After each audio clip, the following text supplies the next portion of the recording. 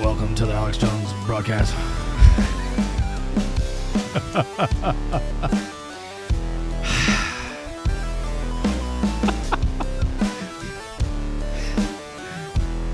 Here we go.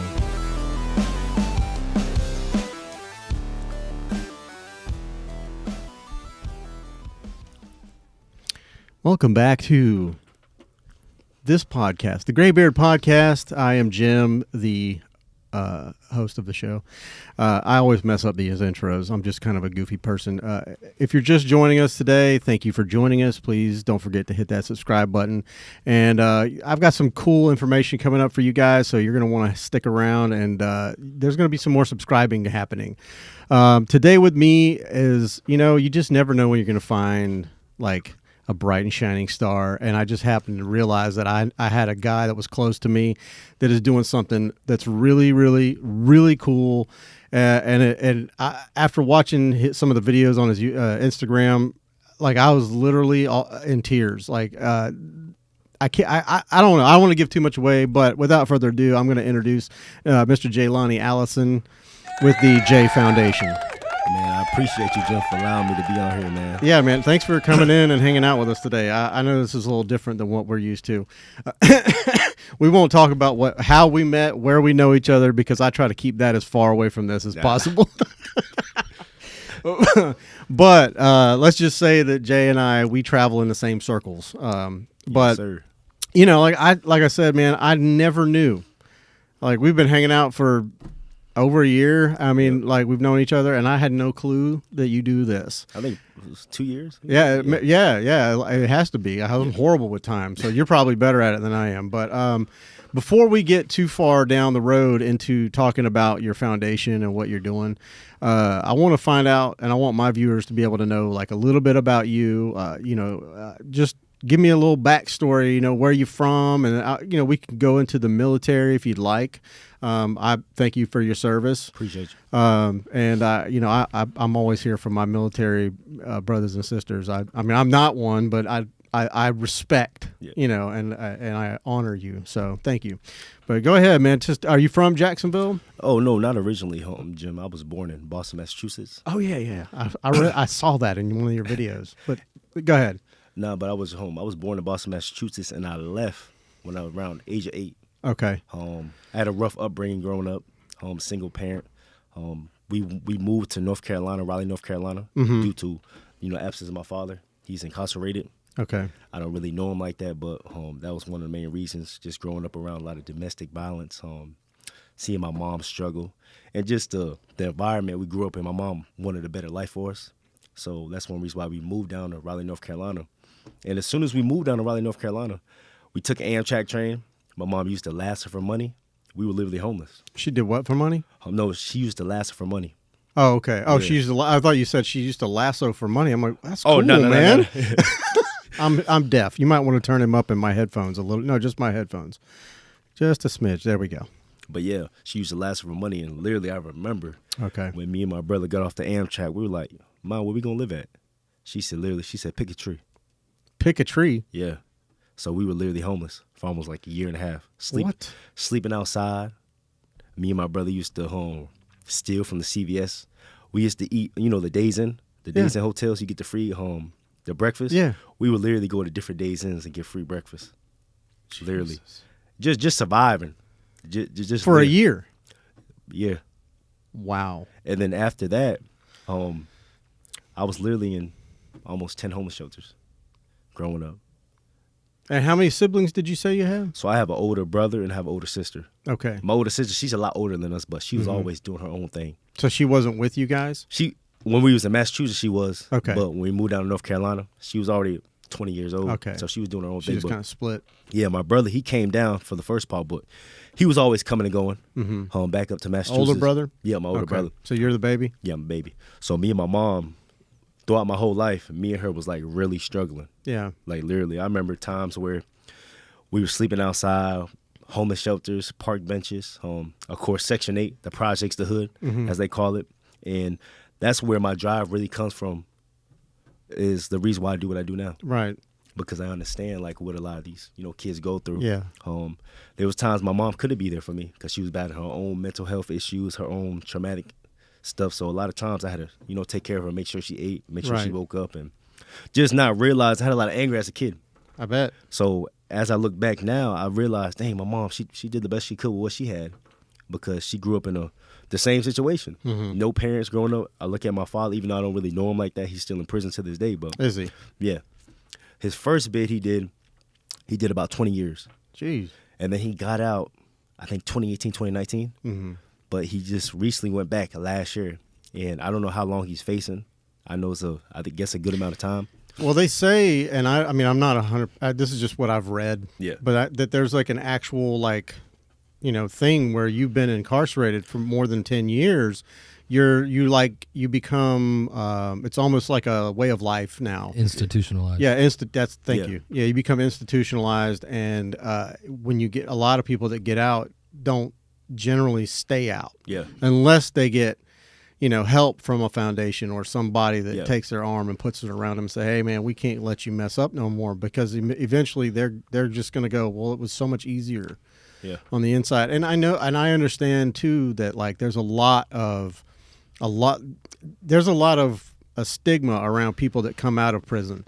Yeah. And even if they've done a 180 and turned their whole life around, and they've gotten, they really want to work to live a better life, it's really hard for those people because a lot of jobs don't want to hire them.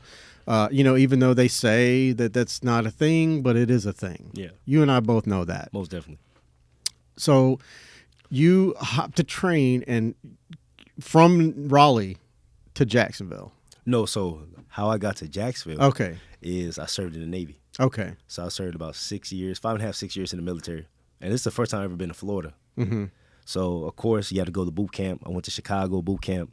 Then I went to my A school in Fort Lee, Virginia. And then after Fort Lee, Virginia, we get like 2 weeks of leave. So I went back to North Carolina. Then I came down here to Jacksonville. And, man, when I say I love Florida, I love Jacksonville. And I told God, man, I'm a firm believer, in Jesus Christ. He's my Lord and Savior. But I told God, I said, no matter where I go, I want to always get back to my community. Yeah. Because I've literally been mentoring since I was 17 years old. Yeah, yeah. Real young, just because I had that burning desire of just trying to give back, because I grew up in poverty my whole life. That's all I knew. Yeah. Growing up in, as they call it, the hood, the ghettos Yeah. of America, and just seeing things that kids see or soldiers see in war-torn countries. The murders, the violence, the drug. My father, I remember at a young age, before he went to jail, I remember coming home from school, and he literally was making crack. He actually showed me how to make it. Oh. So the early years on, so I was exposed to so much at a young age. But There's a skill you don't want. exactly. But I didn't realize what I was getting into because I only really cared about bonding with my father. Right. Because growing up, there was times I heard him plenty of times, hey, he used to tell me, you're not my son. Really? Yeah, so I was just growing up. I wanted to make him happy. I wanted to make him proud. And so when I come home from school, I already know what I'm doing. And my mom, she wasn't there because she was scared of him. She would always leave because she was scared because he would abuse her. She was high on alcohol, so she was battling her own demons. So, Yeah. But at a kid, I was just searching for love, and that's what I realize now when I mentor these kids. They really just looking for love. Right. But it's sad because they're looking for it in the wrong places. But that was once me, looking for love in all the wrong places. But I'm glad I'm still here. I thank God that I'm still here because I'm able to share my experiences and my testimony to the next generation. Right. We went through your, kind of like your childhood. We'll talk about the J Foundation real quick, and then we can get into semantics and other things. But so you said you've been mentoring since you were 17. 17 years old, man. And that's an age where most guys, it's a pivotal moment in your life. I believe that the age, kind of like the age between maybe 14 and 18, those 4 years are your formidable years. And it's like you're forming who you're going to be as an adult. Yeah. Or who you want to be. You're picking your role models. You're picking the people that you want to emulate, and the things, you're deciding what you want to do with the rest of your life at that point. I know I did, and but life takes you in different directions because of your environment. Yeah. So when did you start the J Foundation? The actual J Foundation? I know you say you've been mentoring since 17, but when did you decide I'm gonna start a foundation? I decided I want to start a foundation. It was during COVID. Okay. November of 2020. Okay. And originally, the original name of the J Foundation was Ghetto Seeds Still Grow. Okay. But that's the DBA now. I see you use that hashtag. Yeah, the DBA. So now it's the Jelani Allison Youth Foundation, J Foundation. Mm-hmm. But a lot of the kids in the community know me as Ghetto Seeds Still Grow. Right. And of course, the reason why I wanted to start it, again, the passion for it. Yeah. I wanted to be a 501c3 because I realized that you get grants to basically back you to help me what I do with the community. Right. Right. And that's one of the main reasons. But I started during COVID. Yeah. Okay. And so did you get the 501c and all that Oh, stuff? yeah. I got all that down packed, yeah. Good, Yes, sir. good. And I thank God, too, because I actually met a guy named Peter Racine. Okay. He's the vice president of the Jaguars Foundation. Cool. And literally, he's been with the Jaguars almost, I think, 21 years. Yeah. And, God allowed us to connect that path. And I told him about how I want to have a 501c3. And he paid for all the paperwork and everything. Really? Yeah. Oh, what a guy. Wow. Shouts out to him. Yeah, really. Yes, It's. I imagine that it's a difficult thing, just getting it started, much less doing the work. And the work is. It's not. So I think that's a bad word to say. It's not work, because it sounds like an obligation, and it does. What you're doing is not an obligation. It's not something you have to do. You're not doing it because you have to do it. Like, you're doing it because it's literally in your heart to do it. And that's what really drew me to you. Man, and I went through y'all show his Instagram. If y'all have yet to follow Jay, please follow his Instagram right now and just click on his videos and go to his reels and look at them all. I mean, he's been on the news. He's been, but it's just all these videos with being out there in the community. And then the testimonials from the kids that's what grabbed my heart, man. Because that's real. It means a lot to them. I appreciate you, Jim. Yeah, man. Don't do that. You're gonna make me cry. But seriously, man, it's like these kids, and people don't think about that this stuff is happening in your backyard. And I say in your backyard, I just mean it's like they're our neighbors. Yeah. We should all be neighbors here and everywhere, wherever you live. Yeah. It really don't matter. But a lot of people, and call it what you will, privilege, whatever the hell you want to call it. But a lot of people don't grow up, knowing about people living like this and people going through these things. I grew up in Jacksonville, and I know that there's certain areas that's like, hey man, you don't go there because you might get hurt or whatever. And so I just instinctively, not being hateful or anything like that, I just don't go there. Yeah. There's no reason for me to be there. Yeah. But you go there purposefully, and you feel safe being there because that's what you came from. These things. Yeah. And I think the biggest thing with me is, especially with my nonprofit, I want to bridge that gap by showing them the opportunities that's out there. 100%. That's one reason why I joined the Navy. Yeah, because I knew that there was more to life, and that's one thing that I try to expose these kids to is better opportunities. Right. That is more than life than just your 5-mile radius of your neighborhood. Right. Because a lot of times, even when I bring the kids to a Jaguar Stadium or bring my base, they never been over there. I saw you just did that. What, over the weekend? Or? Yeah, over the weekend, And it's a blessing just to expose them to that and to brighten their horizon, realize dang, there is more to life. Right. And so my biggest thing is whatever I learn throughout my life, opportunities, I try to give it to them, give the knowledge to them, or whatever mentors I have, I want my mentors to meet them so he can spread that knowledge on to them as well. So yeah, I'm real big on giving back and just spreading that knowledge and just showing them that it's more to it than life. It's all about education. Yeah. I mean, honestly, I feel like, a lot of things happened in our history that are regretful, and there's not much we can do about it now except for educate ourselves, educate the youth, and hopefully they take that education and they say, let's do something different. Yeah. And but my thing is when you came into the because you're not from you didn't come from Jacksonville, Yeah. but you came to Jacksonville. Yeah. And when you decided to start mentoring young people, and when you went into these areas, that a lot of people don't really pay attention to, how were you received? Man, I think I was received with love. Yeah? Like right away? Yeah, right away. They didn't be like, who the hell is this guy? So some of them were. Yeah. Some of them were like, man, who's this dude, man? But I think the biggest thing is when they see that you're consistent and you don't have nothing to gain, and they can realize that you really are coming from a genuine place. Yeah. And that I can relate to them, then they start to open up. Yeah. Because each kid was different. Mm-hmm. And even as I mentor now, I look at, say, like, if a kid's presented to me and I'm mentoring them, this is difference between if he needs an older brother or he needs a father figure. Right. Older brother, just somebody to just, give him guidance and just, hey, take him under my wing. But a father figure is, hey, this individual needs discipline, authority. Right. And so, but yeah, when I first came to Jacksonville, I started mentoring at the Boys and Girls Club. Okay. That was my next question. Like, how did you get started? Yeah, so when I was stationed, of course, at NAS Jacks, I was like, man, I gotta find some type of outreach. So I went to the Boys and Girls Club over in Grand Park, and it was an elementary school called Susie Talbert. Okay. So a lot of my kids that are graduating now, the seniors and juniors, I had them ever since 2016, 2017, Wow. elementary school. And I just started there. I was there for about a year and a half, 2 years, and then I moved. Then the Boys and Girls Club moved to a new location called Cleveland Arms in Washington Heights. There's 2 projects right down the street from each other, and literally one of the worst zip code in Jacksonville, 32209. I actually did research a couple of days ago, researching the 32209 zip code. It's like the 3rd poorest in Jacksonville. I know it's in top 10. Yeah. Most definitely. Yeah, I saw your story.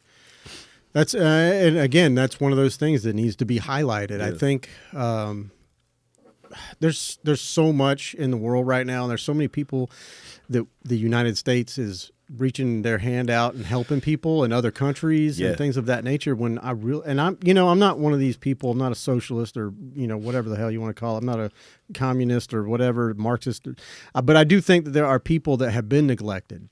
Yeah. And I think that money that we're spending on other countries for, whatever it is, gender studies and shit like that. But I feel like instead of that, why don't we pour some of that into these neighborhoods and get some good schools, get some better, maybe better housing, better opportunities.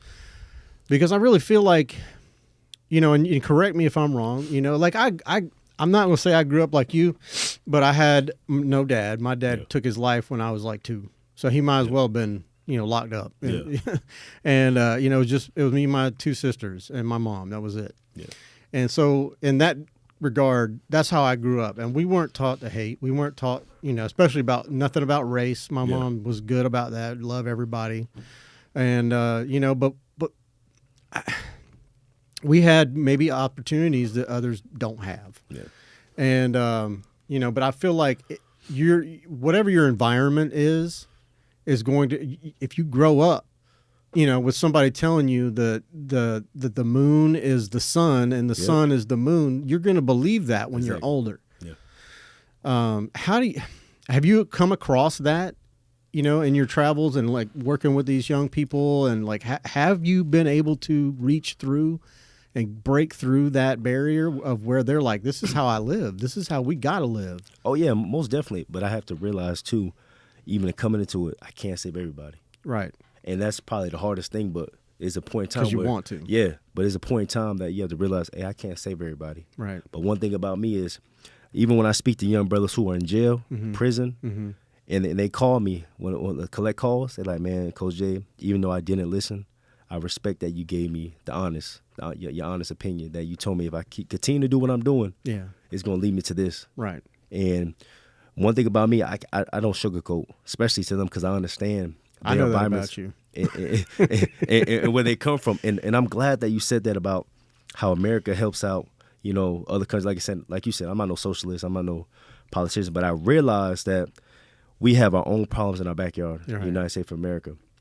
And if you look at some of these environments, the community I'm in, the food deserts, the grocery store, they don't have fresh fruits and vegetables. If you look at the job market, right, majority of all the kids that that I mentor, when they go in the system, it's literally for the 2 or 3 same things. They have a gun charge. They caught with some type of drugs, robbery, and it stands for the same thing: lack of money, poverty. Right. And if you look at their community, you're telling me that a 16-year-old, 17-year-old kid got to take a 2-hour bus ride to the south side of Jacksonville, Right. just for work. Yeah. And it's like they could barely afford money for food or anything else. Majority, 9 times out of 10, their father's not in the household. Yeah.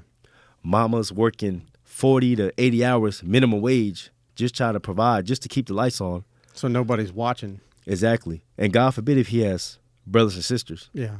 And one thing I realized, too, within our community, one of the worst things that a mother or a parent could tell a child is, yeah, you're the man of the house. Oof. And people don't realize that, because when you tell a kid that, in their eyes, I got to do by any means necessary, I got to make money. By any means And that's necessary. robbery, and that's robbing, pillaging, murder, whatever it comes Whatever it with. takes. I have to do it because my mom said I'm the man of the house. And Because I can't get a job. Exactly. There's nothing, no work where I'm at. Exactly. Imagine when those feelings go unchecked for generations. Yeah. I seen that a lot too. Yeah. Generation after generation. I look at a kid and it's hard to try to get to him, because if you look at their dad's doing the same thing. Right. Or for a young lady, if you see her, you look at her mom doing it, grandma doing it. Yeah. And it's like, dang, literally, generational curses passed down, Yeah. generation to generation. And what I realized in our community, we have to stop passing down trauma. Yeah. Break the cycle. We got to stop passing down trauma, because the more we pass down trauma, the deeper we're going to dig a hole. Yeah. And somebody has to be that one to, hey, I want something different. Right. Well, that's exactly what I was getting to. Like, have you had that? And you know, obviously you said you've seen that, but like getting through to that person. Oh, yeah. And breaking into that mentality and trying to, like, let's correct this now. This is how you've been living. I want you to know it's wrong. Yeah. And there's a better way. Yeah. I'm going to say this. The first kid I ever mentored in Jacksonville, his name is Shamar McNair. Man, kid has a powerful testimony. Yeah. From the north side of Jacksonville, lost his dad, his mom, and grandma at a young age. Literally, the first kid I ever mentored in Jacksonville. He's a senior at Nice High School. He just committed to play football for Army, the University Army. Nice. And man, when I said I'm proud of him, I was just literally last month at his home, his signing to go to college. Wow. And that's a prime example. He showed up. And there's many more. There's many more kids. Oh, yeah. But people don't realize that every kid doesn't have that mental fortitude to push through. Right. Everybody's different. Right. Even though a young man or a young brother went to jail, you can still better your life. Right. And that's why I just try to expose and show people that, hey, they just need opportunities. It's all about opportunities. That's why so many kids go to the streets, because that's where they get the most love from. Yeah. Girls or boys. Well, and I think it's really they need love, but they need somebody to show up. Yeah. And that's if I had to give any advice to any parent out there, is just show up. And I don't mean like that. Don't mean like showing up at their football game or their chorus concert. It's showing up as a loving parent. Yeah. Just being there. Yeah. Letting them know that you're there and that you support them. And I think that's I may be wrong, but I think that that's a lot of what you're telling me, is that a lot of these young people don't have that person to show up. Oh yeah, most definitely. Plenty of conversations that when I have with them, it's a lot of times, of course, the father's not there, either on drugs or in prison. Mama's, she's doing her own thing, she's at work or on drugs, alcohol, and you realize why they do what they do. Because if I get on the bus every day and I come home every day, and the only person that show me love throughout that 24 hours a day is a dude on the street corner, where do you think I'm gonna go to? Of course. Every time That's your mentor. Yeah, every time I'm getting on the bus, he give me $50. When I get off the bus, he give me $50. Yeah. And he's letting me, hey, anytime you need something, just come over here. Yeah. And eventually, when you get older, They're recruiting them. and it's literally the blind leading the blind, but they don't know. Yeah. Because they don't have role models, they don't have nobody to teach them something different. And the only reason why I'm here is all glory to God. You know what I'm saying? Yeah. Because I look at my life and my father selling drugs, gang banging, shooting people, going to prison, beating my mom. I'm seeing all this at a young age. There's times where 5, 6 years old, I used to have to call the cops. Yeah. Because my dad would beat my mom so bad and he'd leave. Because I knew the difference. Every time he pulled up, I knew the difference if he was on alcohol, if he was on crack. That's tough, man. And just growing up. And I remember my mom said I was diagnosed with PTSD at the age of 6 or 7. Yeah. I mean, I would imagine so. How would you not? And I remember even it used to be so hard for me to go to sleep, I think, to the age of 15 because it was so much trauma I was so used to. How did you work through all of that? At a young age, at first. I mean, are you still battling or? Oh, yeah, most definitely, but it's not as bad. Okay. Did you have any outlets like at that age? Basketball. Yeah. Basketball, yeah. Yeah. Even when we moved to North Carolina, in every, like, the homeless shelter that was my favorite was called Wake Interfaith. Okay. But now it's called Family Promise. They have one out here as well. But it's basically where they help families with parents that are either battling with addiction, either alcohol or drugs, with kids. And basically each week we go to a different church. We live at a different church for a whole week. Wow. And no matter what church they put me at, they made sure it was a basketball court. So that was my outlet. But even though I still had so much anger, especially with my mom, like not really understanding why, because my father, when he left, I was like, he was really never there. I only remember like 2 years with him, a year with him.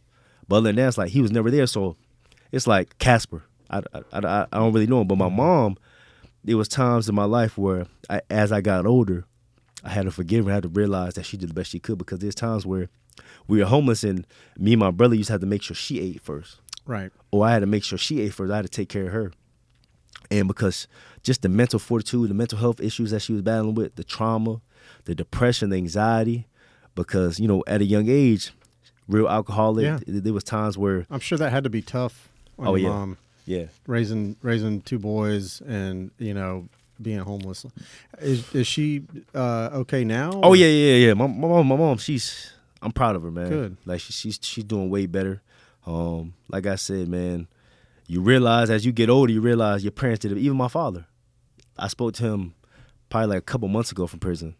And like we were talking about earlier, when you've been in prison so long, you're institutionalized. Right. And it's crazy because I just started going to therapy. Starting back going to therapy. But I've been going to therapy almost 4 years, but I got back with my therapist. But I remember something that he told me. He was like, the reason why I'm in here because I used to worry a lot. I had so much rage and anger. And I would battle with that at a young age. I had so much rage. I had so much anger because my mother didn't show me love. My father didn't show me love. There was times my father was never there. There was times my mom, she was in and out. And I was like, man, I could have been there. And I seen the effects of trauma, but I was a person that I got to break this. I wanted something different from my life. Right. And so that's why I started mentoring at 17 years old.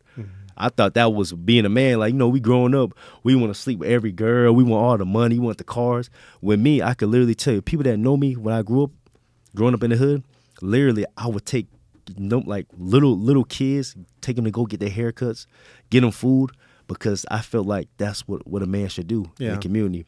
And it just festered, just grew. And I feel like at the age of 17, even though I wasn't raised in no church, I wasn't raised and going to church, but I think that was the day that God told me what my purpose was. Right. And I'm doing it to this day.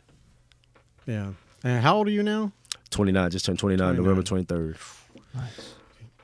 Well, happy late birthday. Appreciate it. My grandson's birthday is in November too.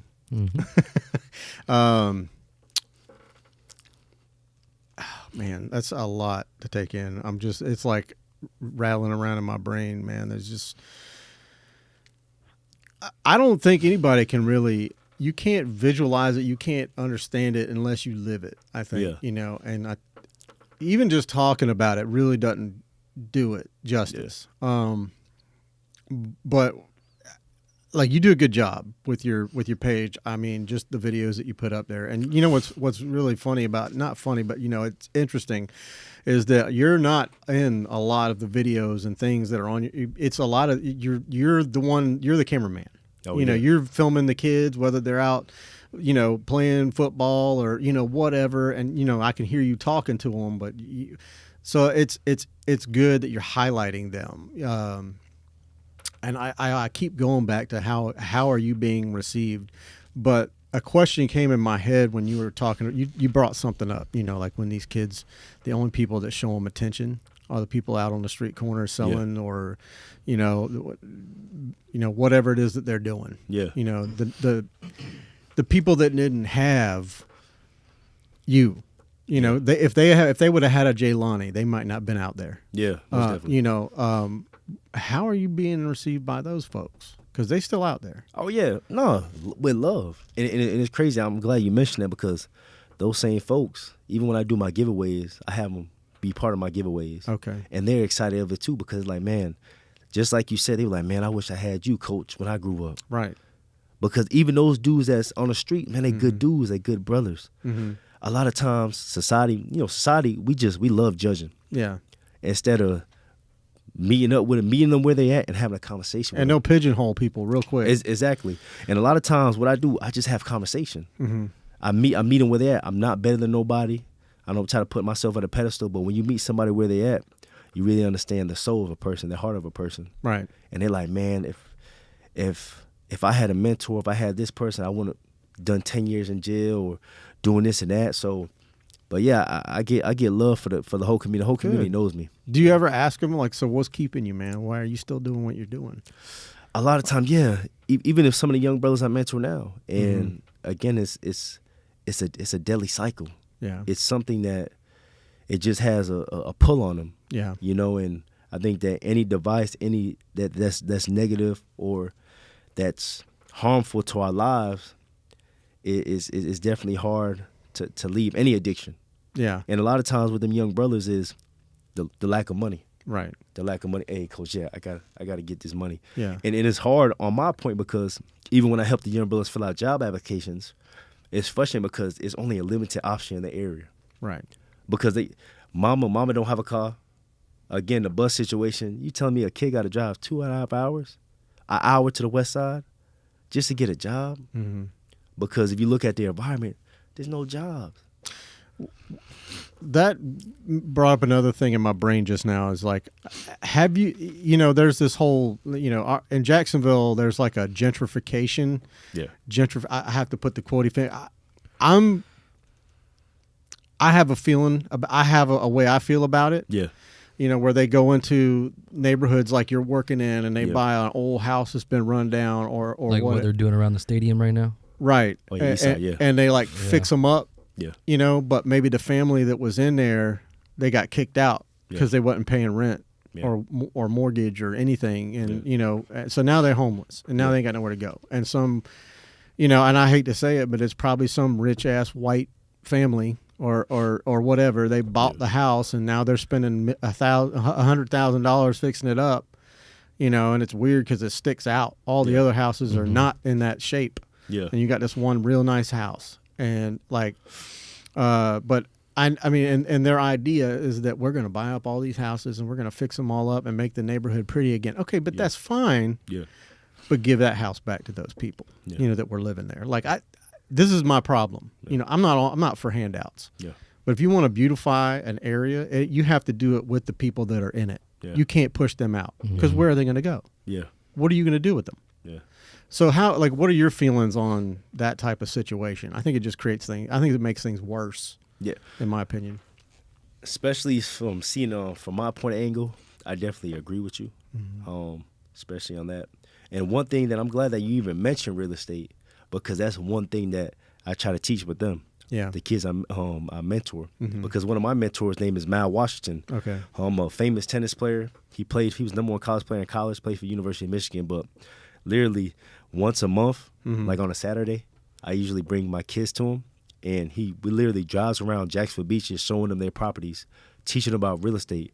And I actually just purchased my first house last year. Congratulations. Thank you so much. First in my family, man, and used the VA home loan. Nice. And use that system. Yeah. And this is just first of many.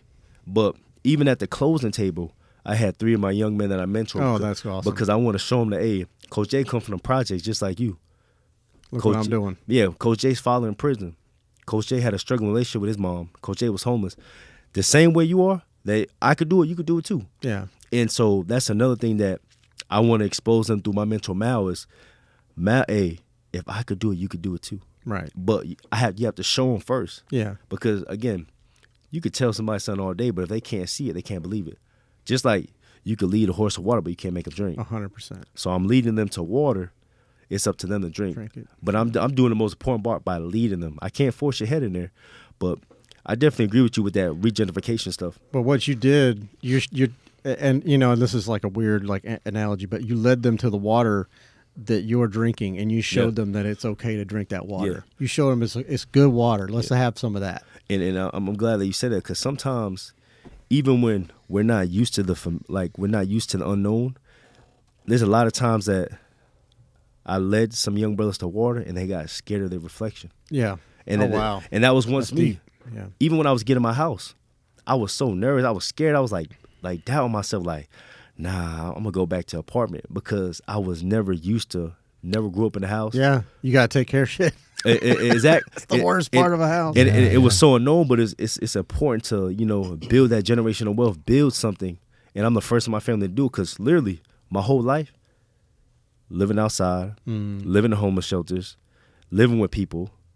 It was like till I got to like the sophomore, junior, senior year, we actually had an apartment. Mm-hmm. But by that time, I was really doing my own thing. Yeah. Like working and going to school and stuff like that, about to go to the Navy.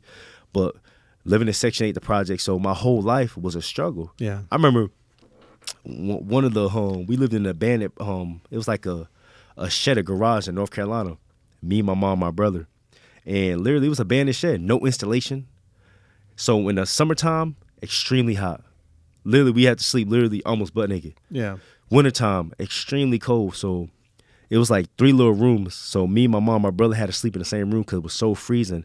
We only had one heat fan to heat us all up. Literally no running water. So outside, we have to get a bucket, turn on the faucet outside. That's how we brush our teeth. That's how we take a shower. We use the bathroom outside just because they didn't have running water. So stuff like that. And it's unique because even when I sit in my backyard and I reflect what God, just seeing how far he brought me, it's like, dang, man, like I literally came from Section 8 where the rent is like $10, living with people, being homeless, living with family that, you know, that didn't want you there, that kicked you out. And I think the worst feeling is sleeping somewhere and your own family, you know your own family don't want you there. Sleeping on the floor and they walking over you, it's the worst feeling, but it's a humbling experience. So just seeing where I'm at now, just showing them that, hey, this is possible if you work hard, trust God, and just stick to it. So, yeah. I think that. Sorry, man, you like about had me there. It's tough, bro. I mean, no, I mean it's literally like I'm envisioning this, and like I told you about my friend Connor. Yeah. He's got a podcast called Who Are You? And yeah. he used to work for a pest control. Yeah. And he would visit the neighborhoods that you're working in with these kids a lot. And he told me a story about a home that he went into, and they had a rat infestation. And it was and this one almost had me crying in tears. I mean, but he talked about, you know, he saw an electric panel, you know, like where you plug in. Yeah. It was popped out of the wall, and he went to push it back in with his foot, and then it popped out, and a little rat hand popped out. And he was like, holy shit, they're all kind of in the walls. And then the little girl came out, and she was barefooted, and her feet, so rats, when she sleeps, gnaw on her toes, and they gnawed like almost like pieces of her toes off. And that's hard, man. Like that, you know, and people, it needs to, you know, people on the news, man, like, I don't even watch the news anymore. I don't watch TV. Watch the news either. So I'm glad you posted that on your page, because that's the only place I would have seen it. Yeah. But I think that these types of stories, man, I think people need to bring a light and shine a light on this, the situation that we're in, you know, and because we are neighbors. Yeah. And, you know, I mean, obviously I want to do anything I can to help you lift up the people that you know that you're helping, and I would love to get involved somehow. Oh, yeah, most definitely. Yeah. I mean, doing this, if this is all I can do, then I'll do it. You know, I'll do it as many times as you want. You come on this show, we'll talk as many times as you want. I appreciate that. And I was excited. I had the room set up for 2 people because you know, you had said you were going to bring somebody, but I you know, I get it. Sometimes people get busy or what have you. Because I definitely wanted to talk to one of your mentees, you know, see, just to get their perspective. Yeah. But I'm glad you still came anyways. I know it was short notice, but Oh no, you fine, man. I definitely think that we need to highlight these situations more, and it is a sensitive situation. But if people don't, you can't turn your head. You can't shy away from these things. You have to look at it. And I'm glad, Jim, that you shared home that story about your friend with pest control, because it's crazy because when you go in these environments, like even on the north side, and you see like just the lack of maintenance that the maintenance workers put in. You got holes in the wall. You have holes in the doors and the windows, and it's just the upkeep is horrible. But the community's full of love still. Yeah, and that's one of the most unique things is it's just so much love they have to give. Yeah, because when you come from an environment where the sun don't shine and it's dark, man, you appreciate anybody that comes, man. And just like I said, growing up, I always tell people I grew up in an environment where the sun don't shine. yeah, And a lot of times when the sun don't shine, how you gonna eat? Yeah. You gonna have to grind. You have to find some type of way. So before judging, like a lot of people do, go in these neighborhoods, step in their shoes for one day. See what they go to bed with. The feeling of, hey, dang, my mom's on drugs. My brother been killed by gunfire. My sister. Or other situations on alcohol, whatever. You see, you have a better outlook on why they do what they're doing. right. Not all of them is like these kids. You don't just grow up bad. It's a pattern. Yeah, they have to be taught. Yeah, they have to be taught. So at a young age, you're born into an environment where, okay, I'm gonna teach you how to make drugs. I'm gonna teach you how to shoot guns. Because this is the only thing you can Exactly. First time I learned how to shoot a gun when I was 7 years old. It was normal. What? It was normal. A lot of these kids, it's normal for them. They growing up, before they learn their ABCs, they learn how to shoot a gun. And it's not their fault, it's just the environment they taught it. Mm-hmm. You know what I mean? The first time before they learn how to tie their shoes, they learn how to sell drugs. So it's just the environment. And people don't realize, even doing research on this, a lot of these kids have this higher PTS rates than soldiers that are on war-torn countries, grown men, including myself. They diagnosed me at the age of 5 or 6. And that's one reason why I'm in therapy now. Yeah. And I give any young man that I'm mentoring, I always want them to go to therapy. Yeah. Or any men in general, I suggest therapy. It's not easy because I was hesitant at first because it's not a normal in our communities. Yeah. Talking like I grew up, you better not cry. You cry, Don't you show saw, weakness. you show no weak, you show weakness. Hey, we got you. So you got a lot of these young brothers. They have so much emotion because they're around women all day. Their moms, no father in the household. You have a emotional, anger, little boy, and now you give him a gun, and you tell him no cry. So you have to realize there's gonna be a point in time where that young boy's gonna crack. You know what I mean? Because it was the only amount of time where I'm growing up and people tell me, hey, don't cry, you better not cry. Mm-hmm. I only could hold it in for so long. And I know so many young brothers or some of my homeboys that are locked up or that are dead because they exploded. Because they didn't release that emotion. And, you know, we live in society, especially with men in general. Yeah. Oh, men don't cry. We Don't- talk about that a lot. Yeah, like, I advocate for any men to, you know, go to therapy. I really do. I do 100%. Because we need it. We have a heavy workload, and I'm not talking about color. Anybody, every man should go to therapy because just so much burdens that we go through throughout everyday life. Yeah. I mean, and like you said, just in general, I mean, it's a weird thing. And look, I'm not taking anything away from the ladies, but I'm just saying that it's a weird thing, especially when you're a man and you get into a relationship with a woman and they choose you because you're handsome, you got a job, you got, you're strong, you're independent or whatever. And then when you have lived with them for a number of years and, they see you a certain way and, maybe like you said, you just break down. Yeah. And when a woman sees a man cry, it's like, well, you're not now you're weak. Yeah. And we maybe they don't all feel that way, but that's how we feel. Yeah.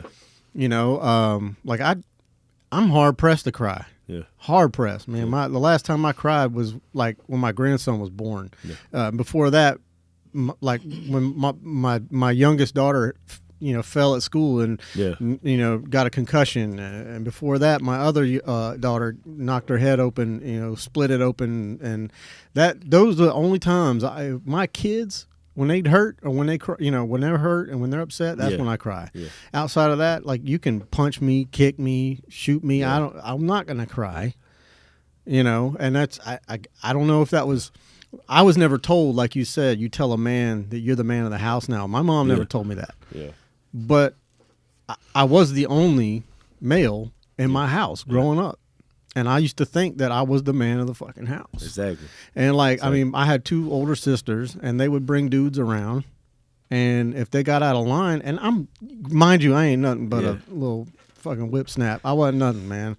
And I'd be up in these dudes' faces. I get in their fucking faces. Yeah. And I want to, and of course they'd sling me across the room like I wasn't nothing but a wet rag, but I mean, ain't much changed, but I'll still, I'll stand up for a woman. I know with me, Jim, growing up, man, like you said, it was hard to cry.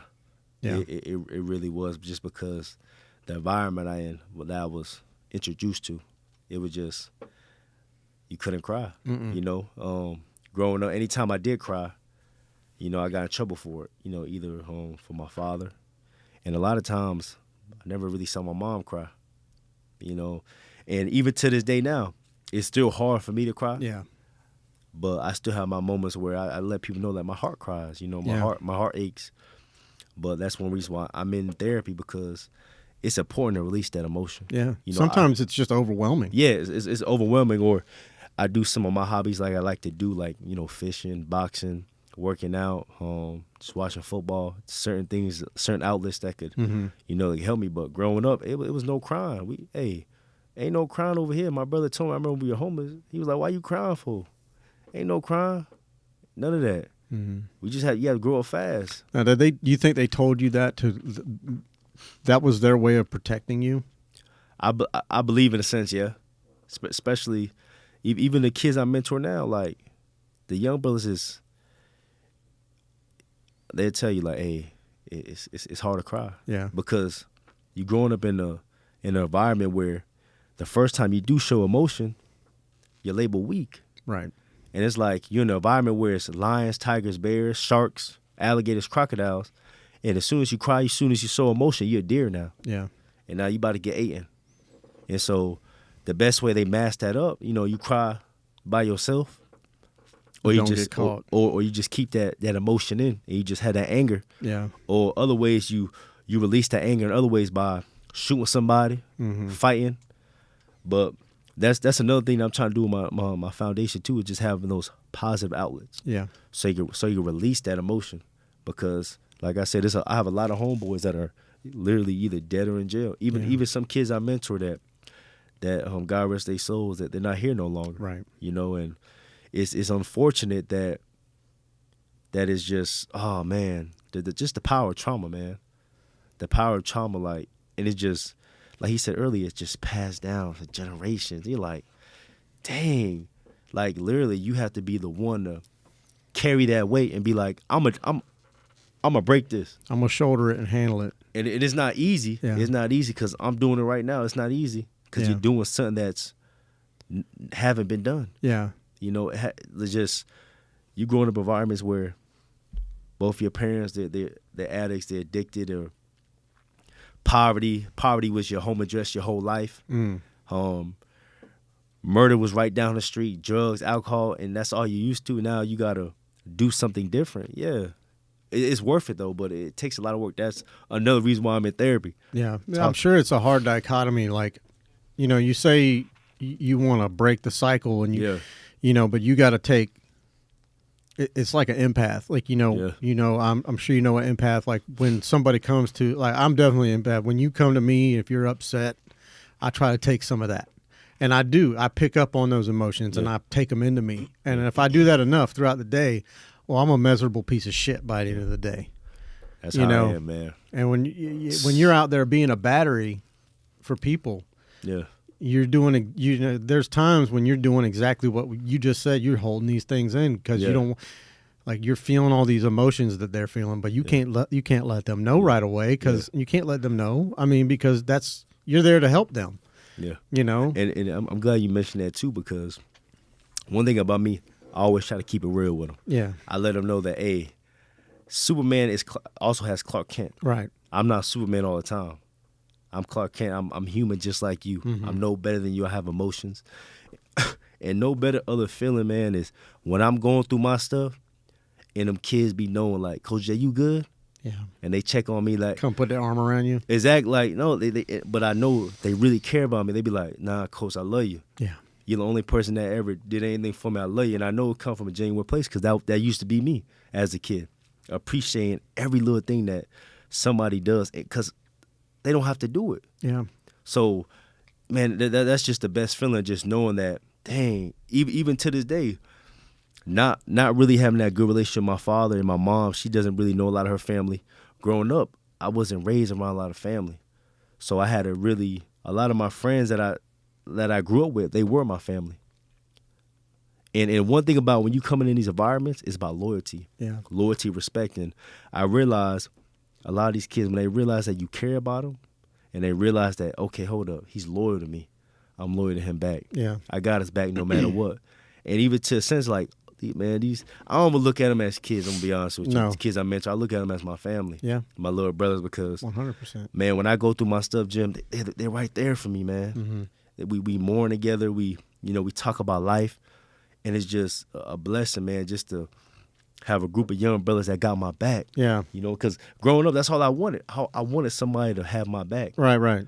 But growing up, that's why I had so much anger. Because I'm like, dang, I'm trying to do right. But, like, my pop's in prison. My mom, she drinking. You know what I mean? She's battling her own stuff, so she can't be there for me mentally. She can't be there. I'm struggling. We homeless. There's times we slept in crack houses. Like, literally, Jim, there was a story. Me and my mom and my brother, we was living, literally. One time we were living outside. A random lady just came. She asked us if we were homeless. So my mom was like, yeah. Literally, the night we spent at her house, that same night, I woke up because I smelled something. Remember, I know the smell of crack. I smelled it. I'm like, and then my mom woke up. I'm like, Mom, is she making crack in her house? She was a crackhead. Mm-hmm. Man, we had to wake my brother up. My mom was like, man, we got to get up out of there. So unfortunately, I know that smell too. Yeah. Like, and it's crazy, but those are the environments that I had grown up in, so I didn't have enough time to be a kid, number one. Right. Because we were always on the go, like, literally. That's a dangerous place to be, man. Man, coming home from school, it was always, we're living out in the streets. We got to go to this. Where on the are we shelter. sleeping tonight? Yeah. Oh, we got to move to this project housing because Section 8 got to move around. So it was like, my PTSD symptoms were always like, I'm always praying for the worst. Yeah. Hoping for the worst. Like, oh, man, ain't nothing good going to happen to me. How were you going to school at a young age? So. When you were moving around so much, were you going from school to school? Or? Yeah, school to school, yeah. And a lot of times they had like transportations. Like if I lived at a homeless shelter, like the school would have like a transportation system to come get me, to bring me to school. How were you received at school? Did people know? Nah, because one thing about me, you know how when kids go through their stuff at school, they put it on everybody else? I was the opposite. I internalized it. I'm like, if this what I'm going through, man, I gotta get through this myself. You know what I mean? This is my stuff. Yeah, because at a young age, I had to learn to be a man. You know what I mean? Because kids in school can be fucking cruel. Yeah. But I was always a likable kid. I was quiet. I respected everybody. I joked. But I only had like one or two people I actually hang with.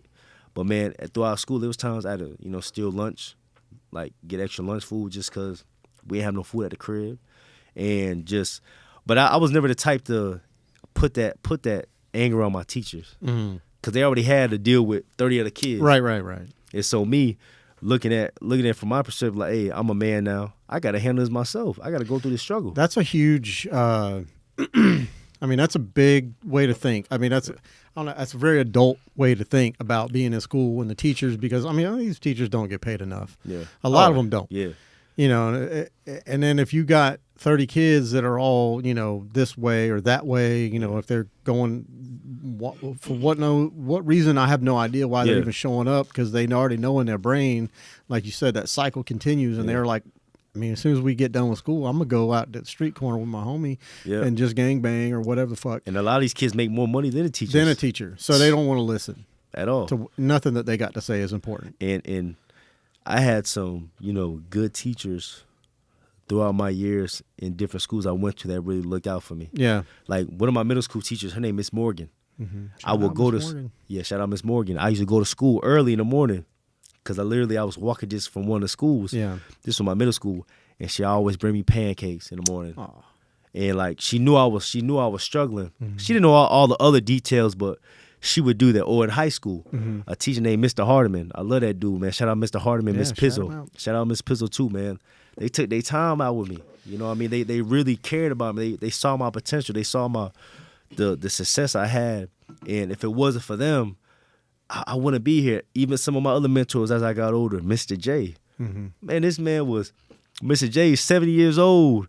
Driving in the hood, old white man, I love him. I love Mr. J to death. Yeah. Driving in the hood, picking up kids, bringing them to church, trying to spread Jesus Christ, trying to help us something get positive. Basketball, man. Shout out, Mr. I love that dude, man. Yeah. Mr. J, man, he's been doing that for years. I love that dude. And Miss Saroba, her husband, Mr. Bill, man, they used to pick up me and one of my closest friends from the hood. They used to take us to get food. They used to buy us groceries. It's just those little things. Like, I can never forget about the people who helped me. Right. You know what I mean? I can't just forget about them. You know what I'm saying? That's why they're the reason why I'm doing what I'm doing now. Mm-hmm. Being able to love, get back, because it was them. They took a chance with me. Yeah, and you're paying it forward. Yeah, I had my own family that they couldn't. Knew. Yeah, or even family that was like cousins, aunts, whatever.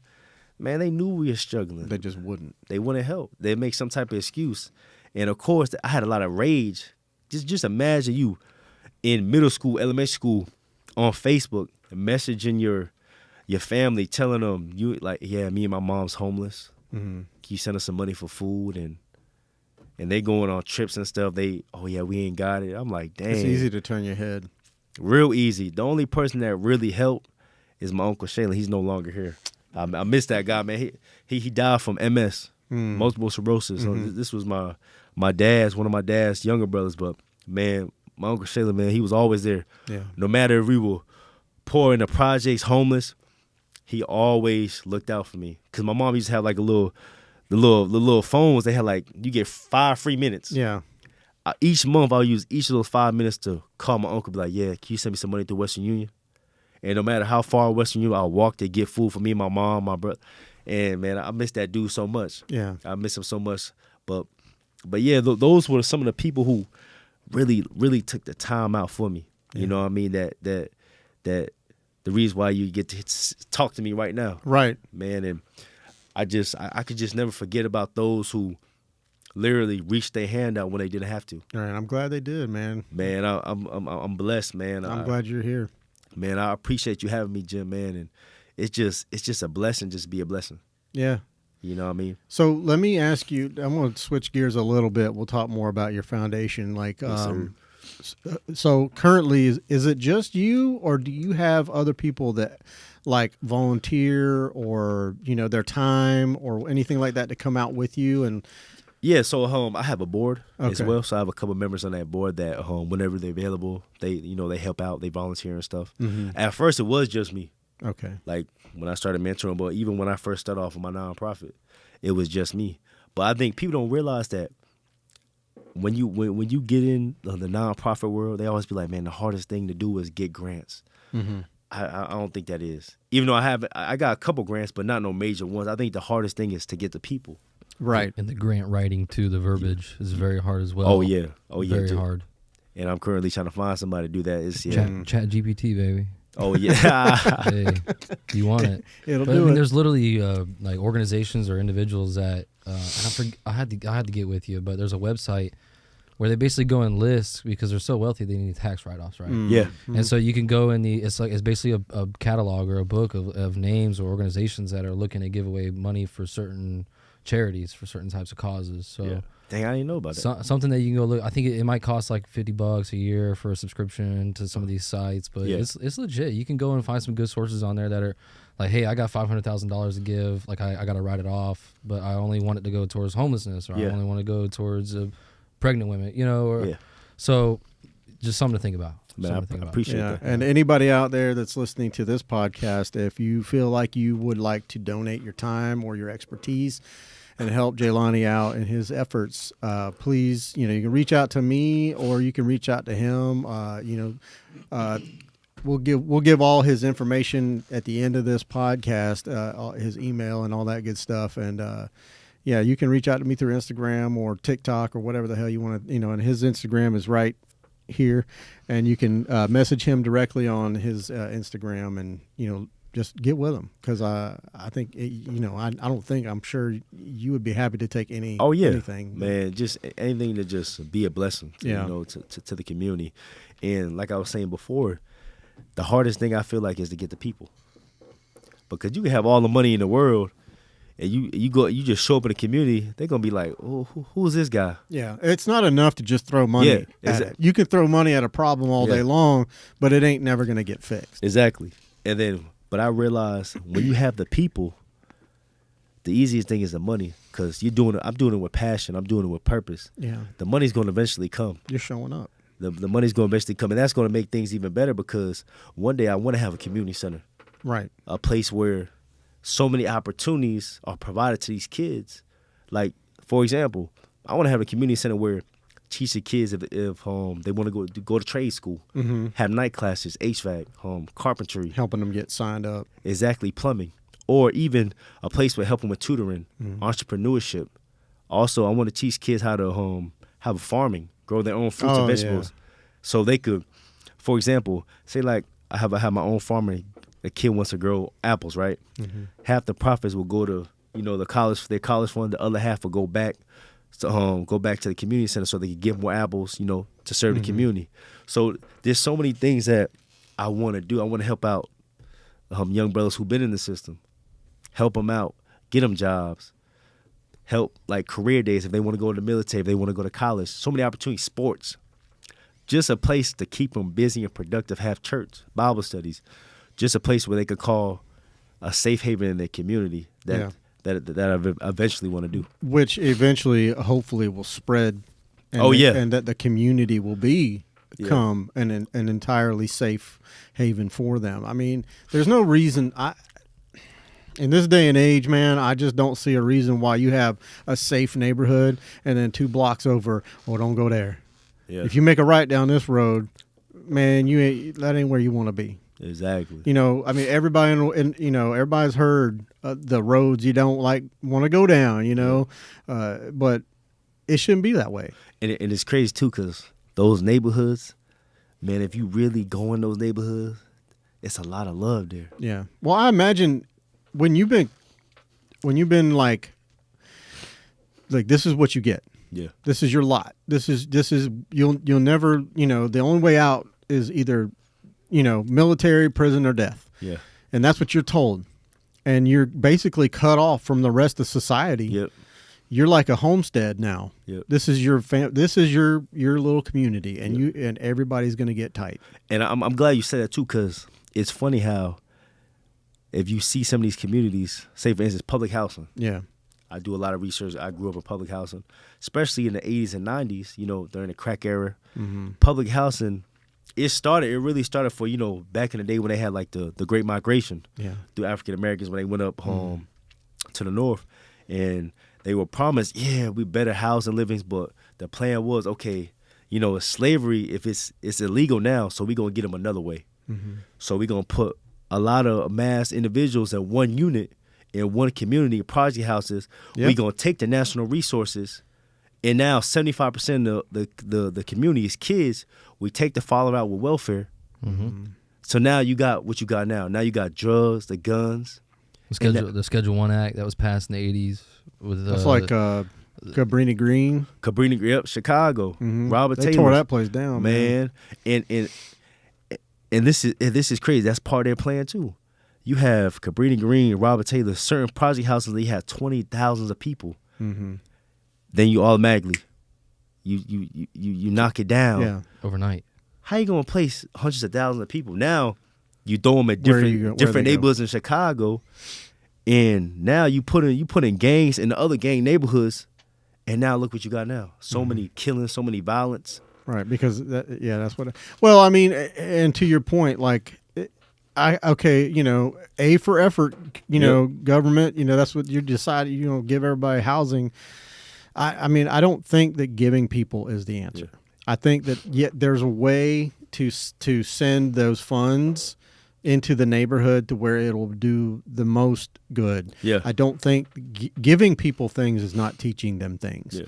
It's just like you said, you can lead a horse to water, but you can't make them drink. You can give them money all day long. You can give them housing all day long, but if you don't give them a sustainable, like, the saying, you teach a man to fish, or you give a man a fish, he'll eat for the day. Yeah. Teach him to fish, then he'll eat for forever. Lifetime. Yeah. So that's what I'm talking about, and it's something that there's some people that ride that system and they do it. Like, I can only work 20 hours at a job because I'm on government assistance, and I'll lose it if I go over 20 hours. And they're making $80,000 a year doing that. Yeah. And good on them. Work the system when you can, because God knows they work us. Yeah. Right. And but if you set up programs to where people they get a good education, I think that's really where it starts, is education. I don't think that there's I think there's a lot of people in those communities that can't get the good education that everybody gets, and look, man, I'm going to tell you, like, some of these schools, like, there's a Fleming Island High School right down where I live, and that they call that place the pharmacy. It's a bunch of rich ass kids, and they're so bored they don't want to go to school, and but they're like, my parents are rich, so what do they do when they're bored? They'll sell drugs. And it's like, they don't have to, they don't need to. But when you're doing it to live and provide for your siblings, oh my God, man, I can't even imagine. Man, a lot of times, even the communities I serve, a lot of times the kids, they go to school so they get a meal. They ain't got no food at the house. Right. They tell me, hey, Coach J, that's the only time I'm gonna eat. Isn't that the same reason they go to jail? I mean, it's like three hots in a cot. Like you eating, or if they want to get away from all that trauma that's going at home, sometimes they don't want to go home. Yeah. And they tell me, like, man, I don't want to go home. It's too much going on. Right. It's too much chaos. Yeah. And then, and that's one thing I give teachers credit, man. You have 8 hours of the day with so many kids, with so much emotion. Yeah. So much trauma in one room. Man. That's a raging water you got to navigate. That's what I'm saying. It's just, it's crazy. But to go back to our point before, if you look at these communities, like Project Section 8, all of them has gates around them. Mm-hmm. And that's another sign of systematic racism. Mm-hmm. It's a sign that they want to tell you we want you to stay in here. No matter how much killing you do, keep it in there. How much drugs, whatever you do, keep it in there.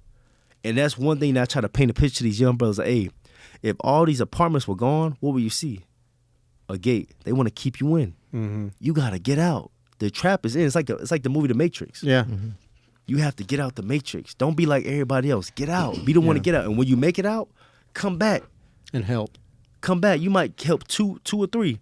And then the ones you help, they come back. And even if you can just help one. Exactly. And it's crazy, because when you really see it, like, man, this is all a trap. And same with public housing. When the Great Migration, when I was talking to one of my great aunts, she was telling it was all a lie, because they couldn't get them with slavery no more. So, okay, they going to move up north. We going to introduce them to welfare. And they start redlining them. The fathers can't be in the house. So that now you have the mindset of woman, like, hold up, why he can't be there? Oh, if he's here, you lose your there's still laws in place right now. Some places up north, like I think Pennsylvania might be some, but where they redline, and where in the deed it literally says you can't sell to black people. That's crazy. Yeah, I never knew. You talk about racism, impoverished, Well, yeah. I mean, and it's crazy. It is crazy, man. I can't help but to think that the U.S. government and the U.S. prison system are complicit in all of this shit, or a majority of it, because we used to have not a lot of these issues before, like the Schedule I Drug Act, before prisons started getting privatized. It started going from mental health facilities to prisons. And I mean, this is just somebody who grew up privileged. I had a home, I had hot meals every fucking day. But when I hear stories like this, I'm like, I can't help but to think it's from the top down. It is. You know what I mean? It's most assuredly because they make these little pockets of every city, right? Every suburb, to where it's hell on earth. right?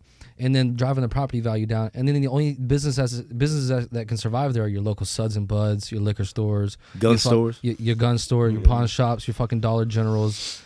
God forbid McDonald's. you get a fucking Food Lion there. You know what I mean? So I just can't help but to think that, like, not only is the crisis, it's multifaceted, right? You got like fatherless homes, you got drugs, you got perpetuation of crime, you got recidivism rate, but it's all stems from the same head, and those heads are the U.S. government, the privatized corporations, the prison systems, the lobbies, the prison lobbies, how many people they have in pockets, politicians they have in these prison lobbyist pockets. You know, you want to talk about batteries, like you're a battery, like you absorb people's emotions and feelings and everything. They make people such as yourself, like that live in the hood, right, that go to these prisons, right, and get institutionalized. They use those people as batteries because they generate wealth for people. Oh man, hundreds of millions. In chains. It definitely funds the narrative of what they want, man. And it's so disgusting. Even funeral homes and cemeteries, so much money, and just so much money made off of the a man's plight. Yeah, a man's plight. Yeah. And it's crazy how much hundreds of $1 million prisoners are making. Yeah, it's like I was just watching a documentary about I guess Pennsylvania have the most prisons, and it's crazy. It's ridiculous how much. Well, that's why like we talk a lot about drugs being legalized, and I mean, from certain perspectives, most people would say no, don't do that. But I really feel like if you legalize it, you make it, you tax the fuck out of it. Whatever, let's put it into make corporations out of it instead, and make them profitable, and take it away from the, the street dealers and the cartels and things of that nature. But it takes that element kind of out of the general population, and then it kind of says, okay, well, we're not doing that anymore, so then maybe new businesses will move in or whatever, but they'll never do that because it's too profitable for the prison system. We got another one, he sold an ounce of weed, let's put him in here for life. Well, just like these homeless shelters, you got these managers, these figureheads, these people that run they run the behind the scenes of the shelter, right? But they do bare minimum, let's be honest here. Oh yeah. And so when you say, like, let's legalize drugs, right? Okay, the government then gets the opportunity to tax them, right? Obviously, what they should do with those taxes is reinvest it into rehabilitation centers. 100. But then you fall into the same trap where you have the managers of these rehab centers, just like the managers of the homeless centers, pulling up in Bentleys, getting $1.5 million house. They better not. No, but they do this. The boards, the people that sit at the top echelon. And it's sick because there's no term limits on any of that shit. I'm glad he mentioned that, because probably about 2 years ago, June of 2022, I was volunteering over at a juvenile system out here in Jacksonville. And man, just how much the juvenile system, how much people make off that is ridiculous. Right. Especially in Florida. It's sad because you have these kids coming from, they get arrested in Miami. They get arrested in a place like Tampa, St. Petersburg, and they send them all the way to Jacksonville. And I'm like, okay, you treating these kids like, number one, they can't even go to bed. They can't even turn off the lights when they go to bed. The lights are always on. What the fuck? It's the food they eat is bare minimum. How can you focus on school? How can you even focus on like an education when you live like that? You move a kid that's 13 to 17 years old away from his family, all the way to a whole nother city. Family, 9 times out of 10, everybody, I don't care if you black, white, Spanish, whatever, 9 times out of 10, all these kids are coming from poverty. Right. So their parents can't drive up to see them. They barely can make calls back home. They only get like, I think, 1 call a week or something. It's ridiculous. Yeah, that's crazy on a person's psyche too. And then the workers that work there, they're not rightfully trained properly. So they're talking to kids any other type of way because they come from the same environments that these kids come from. Well, we looked it up last week with Russell, the homelessness issue in California. Oh yeah, I heard it's getting bad. Yeah. Horrible. Well, we looked up the there's a government funded agency that's supposed to help the homeless situation. They're supposed to be figuring out, like, their job is to figure out how to help these homeless people, how to keep them, get them. They don't want to call them homeless no more. They're the unhoused is what they like them to call them. $1.4 billion, I think it was. I felt like it was a lot more than that, but still, $1 billion to a foundation, and they haven't done shit. It's literally getting worse. And it went up. It rose 18% on the year. Yeah. homelessness So in they're California. paying into this company $1 billion? over $1 billion Taxpayer dollars. taxpayer money, and it's only getting worse. They're farming the unhoused. You could call it what you want to. That's homeless. They homeless. Profiting on plight. Yeah, but I that's so. I mean, I don't say that to like discourage you. No. Because I know it won't. I know you. I see it in But you're fighting a battle, bro. Even in the nonprofit world, I see like certain organizations, the big ones. I'm like, they getting all this money, but where's it going? 5 cents on the dollar is going to the fucking. And I'm looking like, who are you helping? Mm-hmm. You saying you're in my community helping, but who are you You helping? ain't seeing them out there. I'm actually boots on the ground. Right. I'm actually, you can see my work.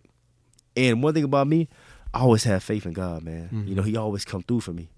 Always come through for me. So if, like I said, I got the people, I got my community, I got the people behind me. They support me, the kids behind me, the parents behind me. The money's going to eventually come. Yeah. You know, we're going to worry about that after. But it's all about building those strong relationships, those good reports, changing lives. Yeah. Having the results of these kids going to school, graduating, going to college, going to the military, going to trade schools, you know, helping and decreasing the fact of a number of them going to prison or even the graveyard. We decreasing that. And it's all going to speak for itself, you know, and we're going to continue to do the job. The job going to get done. That's good, man. I'm glad that you're here. I'm glad that you're out there and doing what you're doing. We need more. We need more. Oh, I mean, you can't do it. It's a one-man army. You know, and like I said, you're fighting against an institution. You're fighting against and you talking about Superman, bro? You are Superman. Man, just statistics shows I ain't supposed to be here. Yeah, I'm supposed to be dead or in prison. You know, like my father. You know what I'm saying? Just I even sit down a lot of times. I'm like, man, it only was God because I look at the situations I was in. It was so normal. Hey, man. When they drive past shootouts, it's so normal just to duck down because that's all we saw. We so used to that. Do you have? And I know this may be a silly question, but like when like fireworks pop off or anything like that, do you get that like, you know? Not really, but it's crazy because it was like a couple weeks ago. Every Saturday morning, I bring some of my young brothers to work out on base. Okay. And they were shooting out in one of the apartment complexes. They were shooting in the morning. They having gunfire. And it was crazy how when me and him was talking about it, when we were going there, it was like, it's crazy how it's normal it is for us, Coach Jay, because we didn't even flinch. Right. It's a normal day. Yeah. Like literally growing up, you seeing people get shot. I've seen people get killed. You know what I mean? It was normal. So it was so easy when I went in the military. People yelling at you. Man, my mama used to yell at me. Yeah. Like try harder. Yeah, talking about war. I grew up in a war zone. Yeah. You know, drugs everywhere, people getting shot, killed. You know, it was normal for me. So a lot of these kids, they already been, you know, institutionalized in the streets. Yep. You know, they already been programmed of, you know, thinking of the worst. Did you feel like the military was like your only way out? I wouldn't say that. It was a great stepping stone. Because the reason why I joined is because one of my friends, my brother actually, I grew up with him. He's my friend, but it's my brother. You know, I mean, we grew up in the same hood. My brother Christian, man, but he went off to the Navy first. You know, and then when he came back, he gained a little weight. I'm like, dang man, you look straight, man. Like it's treating you well. He said, man, it's treating me real well. And me, one thing about me, man, growing up. Like my mom used to tell us, he said, yeah, we may be poor, but we going to act like we've been somewhere before. You know, we may be poor, but we ain't going to be dirty. So I never had it's me. I'm struggling, I'm poor, I'm no father, you know. Right. In the project. I always had that, you know, that fight with me. So I always had I feel like an entrepreneur spirit, hard-working spirit. Like I knew I lay down tile. I used to have worked 2 jobs. I used to work in a warehouse and work at Food Line. You got a lot of jobs now. Yeah. So, man, I used to do a lot. Just growing up, we used to cut grass. Me and my brother Chris, before he went to the military, we used to cut grass, go to different neighborhoods, cut people grass. So I always had that drive, but I think the Navy was the right because I didn't want to go straight to college. And I was just working too, but I think Navy was the best for me. I just asked because it is a good avenue to go for young people. Especially for the discipline. I just like talking to a lot of people that've been in the military, Yeah. it's like, especially the way things are right now in our government, like working for our government may not be the best, but they afford, they pay you, they afford, they teach you, you can go to school, there's a lot of things that's good about it. Yeah. And it gives you a sense of pride that you're doing something good for your country. But I just hate to think that that's the only way out. I think that, I'm glad that you're showing them that there are other options. Yeah. Whatever's right for you. Whatever's right for you. Yeah. If you want to go in the military, go for it. Go ahead. There's literally army cadences from like Vietnam still around where they would do the draft where they would take prisoners or people in jail or about to be incarcerated or whatnot, and they'd say, you either go to war or you go to jail. Yeah. Yeah. And living in those environments, like, that kind of almost prepares you to be a soldier. Yeah. You know what I mean? Thinking about it now. It's like that go to war, go to jail mentality is dangerous. And I'm glad that he just said that, soldier. A lot of these kids are already soldiers. Soldiers. Yep. Yeah. Literally soldiers. That's crazy. And it's because the environment shapes them that way. I mean, killers, man. Like, and no kid should have to deal with that. Yeah. Like, I don't know what it was about me, but when I started seeing all my cousins getting shot and going to jail, my father going to prison and stuff like that, I'm like, man, I ain't trying to get shot. Mm-hmm. But I wasn't scared because I grew up in that environment. I was like, man, I got to do something different. I wanted something different. And one thing about me, I had pride on being my own man. Right. You know what I mean? I never was following the leader and all that. I always did my own thing. And I think that's the biggest lesson that you can teach any young person. Yeah. Is don't follow people, man. At all. Do what's right for you and lead. Become a true leader. And there's books and there's things out there that'll teach you how to become a leader and what it means to be a leader. Yeah. Because peer pressure, man, it's a motherfucker. That's a dangerous drug nowadays, man. Peer pressure is, especially when you got no guidance. Yeah. Well, I feel like this generation of young people,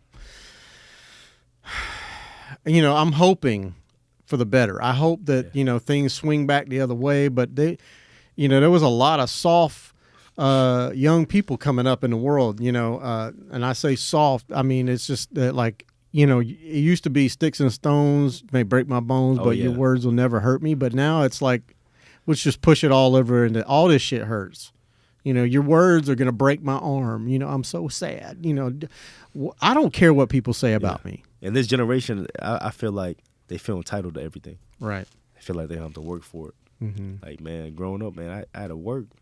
You don't work, you don't eat. Yeah, I take, I blame myself for a little bit of that. I mean, like, you when you raise your kid, like, I grew up, we didn't have shit. I was wearing my sister's clothes, like hand-me-down shit, like T-shirts I know that and stuff feeling. like that. I know that feeling. My mom, she worked 2 jobs.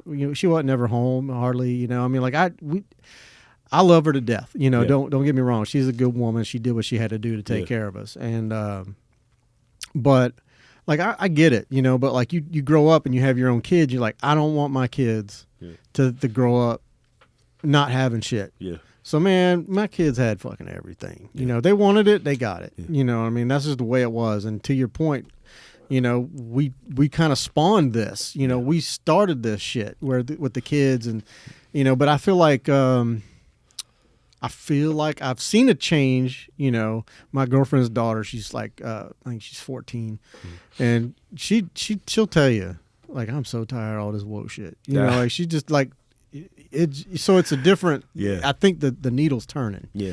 And especially with people that haven't had all this shit given to them. And I'm glad you brought that up, because that's something I've been thinking about too. When I have my kids, of course I don't want them to struggle like I did, but those key important things that I had to learn in life, I want them to learn that. Yeah. Like, I want them. They're gonna have what they need. Yeah. But for the extra stuff, you're going to have to work hard for it. You're going to have to know what hard work is, because there's a kid out there that doesn't have what you have. They don't have what they need. Yeah. That's the key word, yeah. What you just said. You're going to have what you need. Yeah, you're going to have what you need.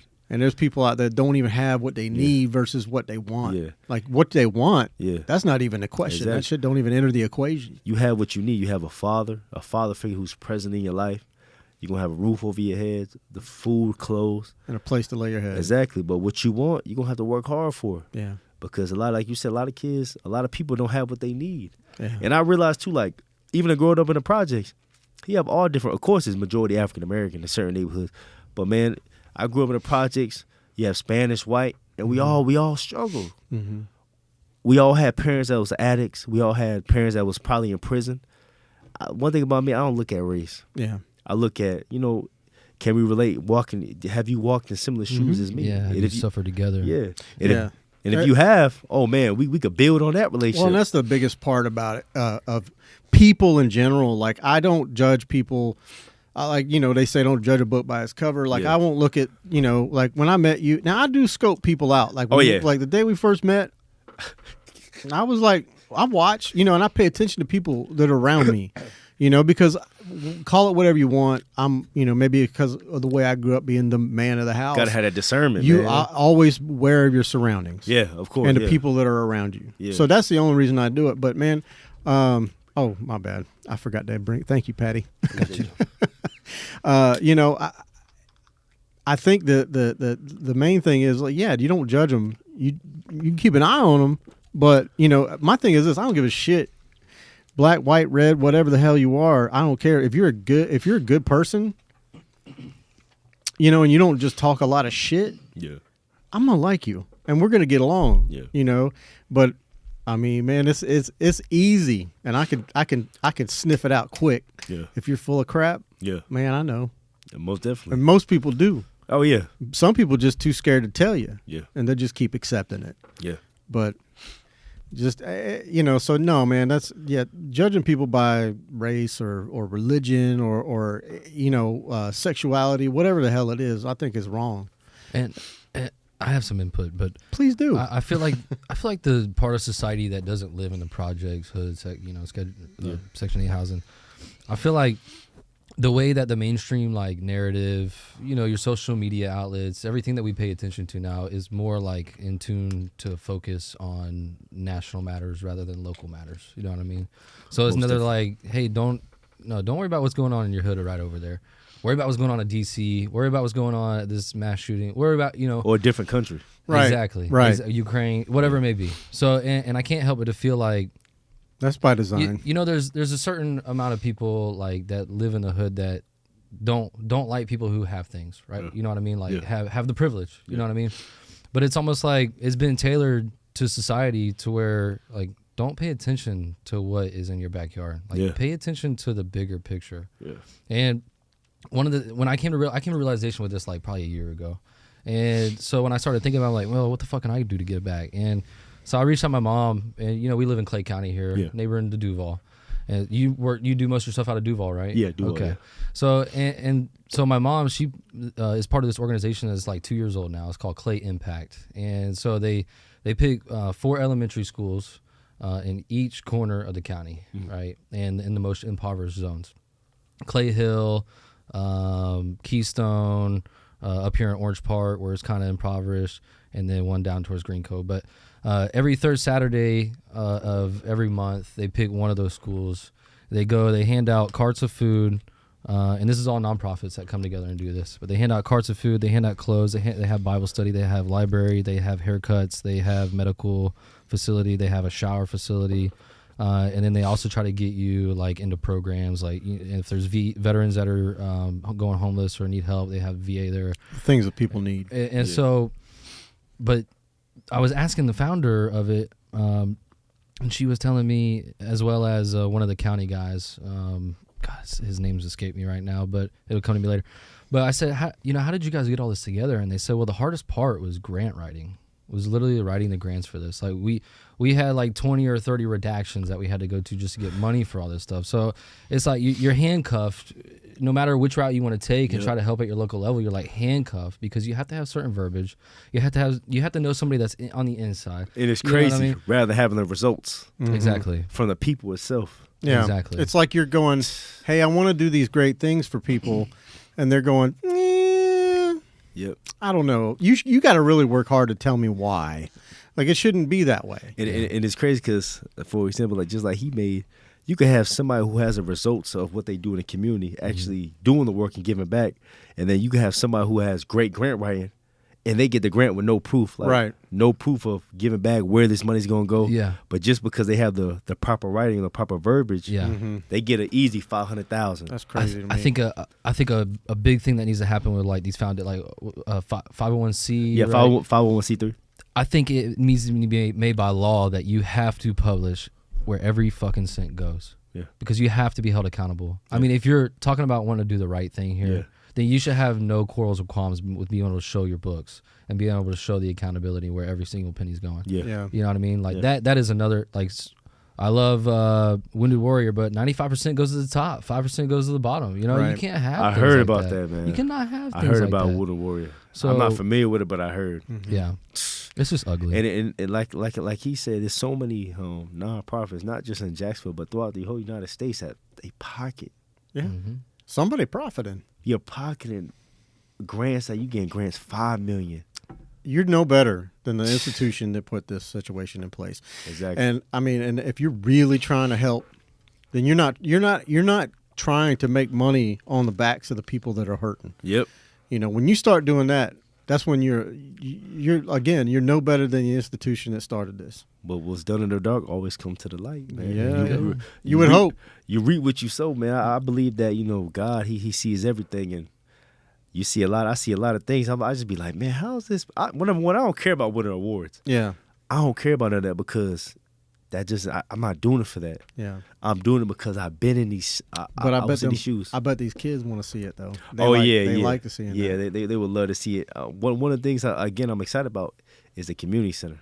Yeah, that's what I'm excited about. A place where. Are you working on that currently, or is that? I'm first. I want to get a van. Okay. I want to get like a 12 to 15 passenger van because. So I can bring more transport. Kids. Yeah, transport. Like whenever we work out. You need a bus, dog. Yeah. Like whenever we work out, we go to Jaguars game. When I bring them to church, just our different places we go to because I only can fit like 5-6 kids in my Jeep. Right. And there's other kids that want to go, and I'll be like, dang, you know what I mean? I usually have to shuffle anytime I go places. Yeah. So when I get that van, it'll be a lot more easier. And then after the van, it's going to be the community center. Yeah. A place where a hub where. Kids, and it's going to be in the center of both communities I work at. I love that, man. So I can have vans where drop off kids from that community, bring them to the community. So, man, it's going to be so much opportunities that's going to be presented to them, man. It's something I'm looking forward to. I don't know much about community outreach. I've never been exposed to it until you. Isn't that weird? No, I've never even met anyone that does community outreach, and if I have, they ain't telling me nothing. Because I mean, I'd have had them on. Yeah. I think no matter what community you're in, you should be doing something, whatever you can, whatever it is that you do. I mean, like this is my expertise here. This is what I'm not an expert at it. I talk a lot. Yeah. I like to talk. Yeah. But if I can do this and expose a little bit, I'm going to do it, and I'm happy to do it. But I'm a photographer, videographer. So if you ever need anybody to roll out with you, just let me know, man. I'd be happy to come out. I got you, Jim. And Jim too, man. Anytime I do future events, I would love it. If you're available, I would love to. Yeah, I would absolutely. If I'm available, and furthermore, like if any of the kids that you're working with, that they want to learn photography, I'd be happy to help. Oh, man. Help with that. Or even podcasting too, man. Oh, for sure, Jim. I have a couple young men that. They want to do podcasts. Yeah, it's easy, man. I mean, and I can show them how to do it on the cheaps, because I know, it's taken me years, to amass all the shit you see here. Yeah, I'm not. I believe it. I don't got money, dude. I mean, I just buy shit, a little here, little there, little here, little there, and then I finally, and then I through the process of trial and error, I learned how to light. I learned how to work the cameras and how to stream and how to do all this stuff, and I'll be happy to share any knowledge I have. And I've got friends that are photographers and videographers too.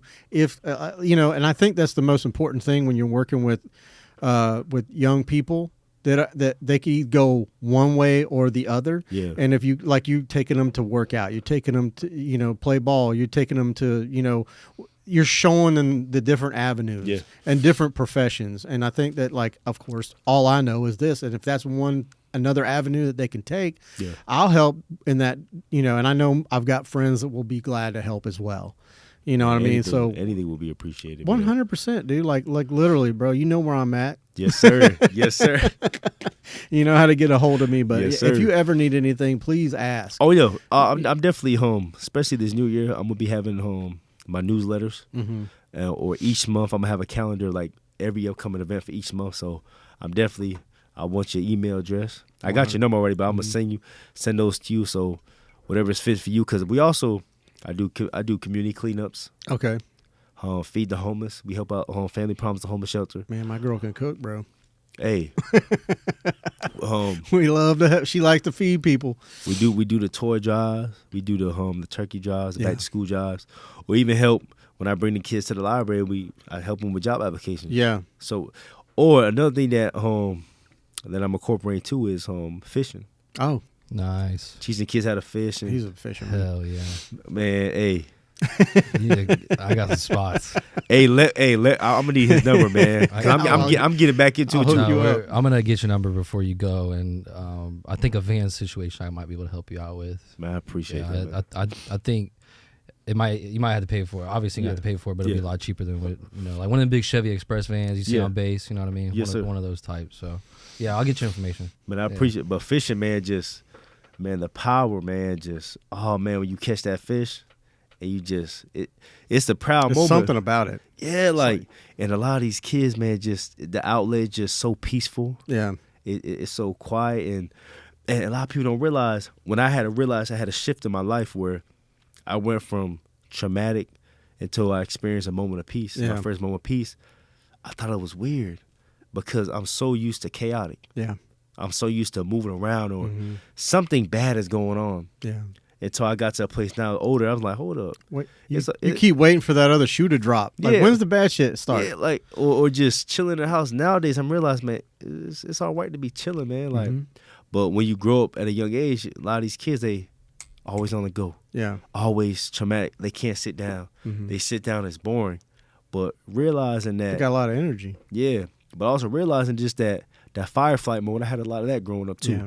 The fireflight mode, but fishing, I'm incorporating, and also I love pulling up to the community and teaching them how to, change tires, oil change, brake pads, like real shit, real. So I literally just drive in the community and just show them of my car. If I got a just teach them how to do it, put a spare tire on or oil change, whatever. Just something basic that a man should teach a boy. Yeah.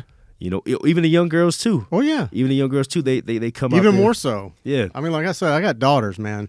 Yeah, I didn't do a very good job teaching them all those things. My daughter, he's married to one of my daughters. Okay, and so but what was funny is she'd call me and be like, "Dad, my low tire pressure sensor is on my dash. I don't know what to do." Yeah. And I'd be at work and I'm like, go to, and I had to tell her, go to Tire King or wherever, they'll fill it up and do all the, just doing that, but for sure, teaching them things that they're going to need, might not become a job, or it might, but it's just like, this is everyday stuff that you might need to know. It's skills. And I think, what they say, there's a saying, the devil, what is it? Idle hands, the devil's playground, and I don't know about all that.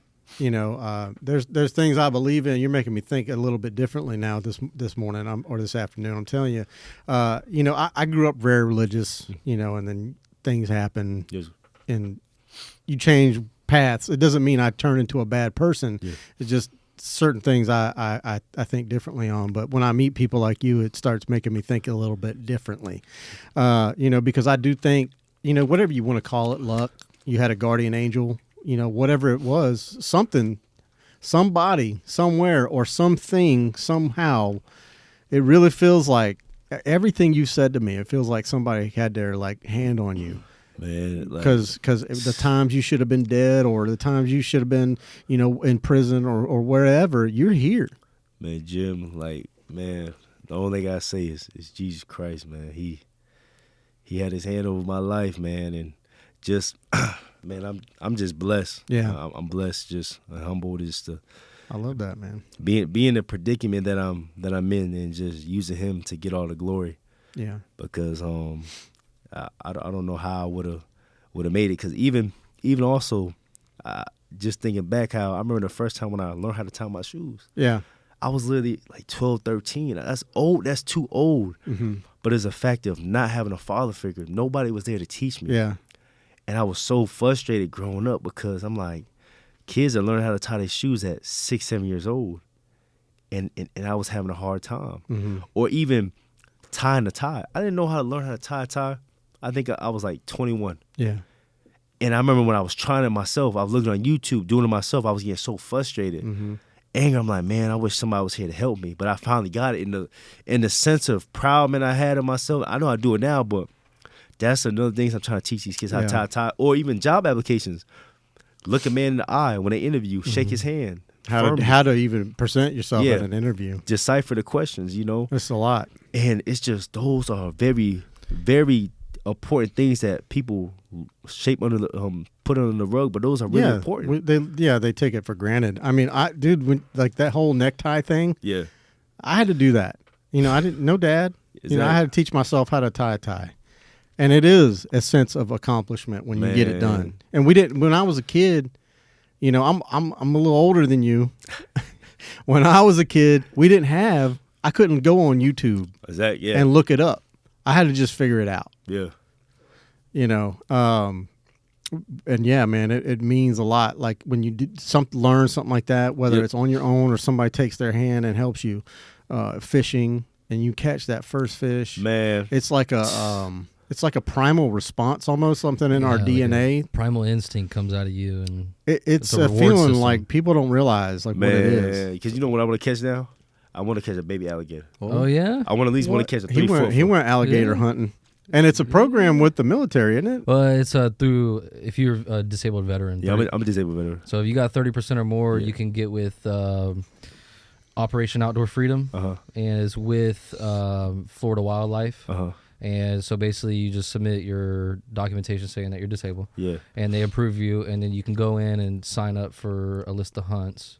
And they got them all over Florida. Yeah. They usually they got turkey, they got deer, they got hog, they got alligator, they got fishing, they got camping, they got all sorts of different things that you can go and do. But you basically, say, hey, I want to be a part of it, and then they select your name from a hat. So, man, how was that gator? That was good. Gator's good, but how was it hunting? It's crazy, man, because it's at night, right? Yeah, and we're on a cow ranch in like Central Florida. It's just Ocala area. No, it was like south of Kissimmee. Okay. In Orlando, south of Orlando. Lake Butler, I think it was, or no, Lake Hancock, and but you're like on this cow farm right there on this big ass lake, and you pull up, they got dinner cooking and everything. It was a 3-day hunt, and there was 12 of us, and first night they throw beef lung on a hook, and they just throw it out there, and they tie it to a tree on the bank, and that beef lung, it holds air so it floats, and so when you don't see it anymore, you see that line tight, just by shining the flashlight, you know it's down, so. And then they hand you, it's like a 22 Magnum rifle with a laser on it and a scope, and you just go up to it and shoot it right there in that brain plate.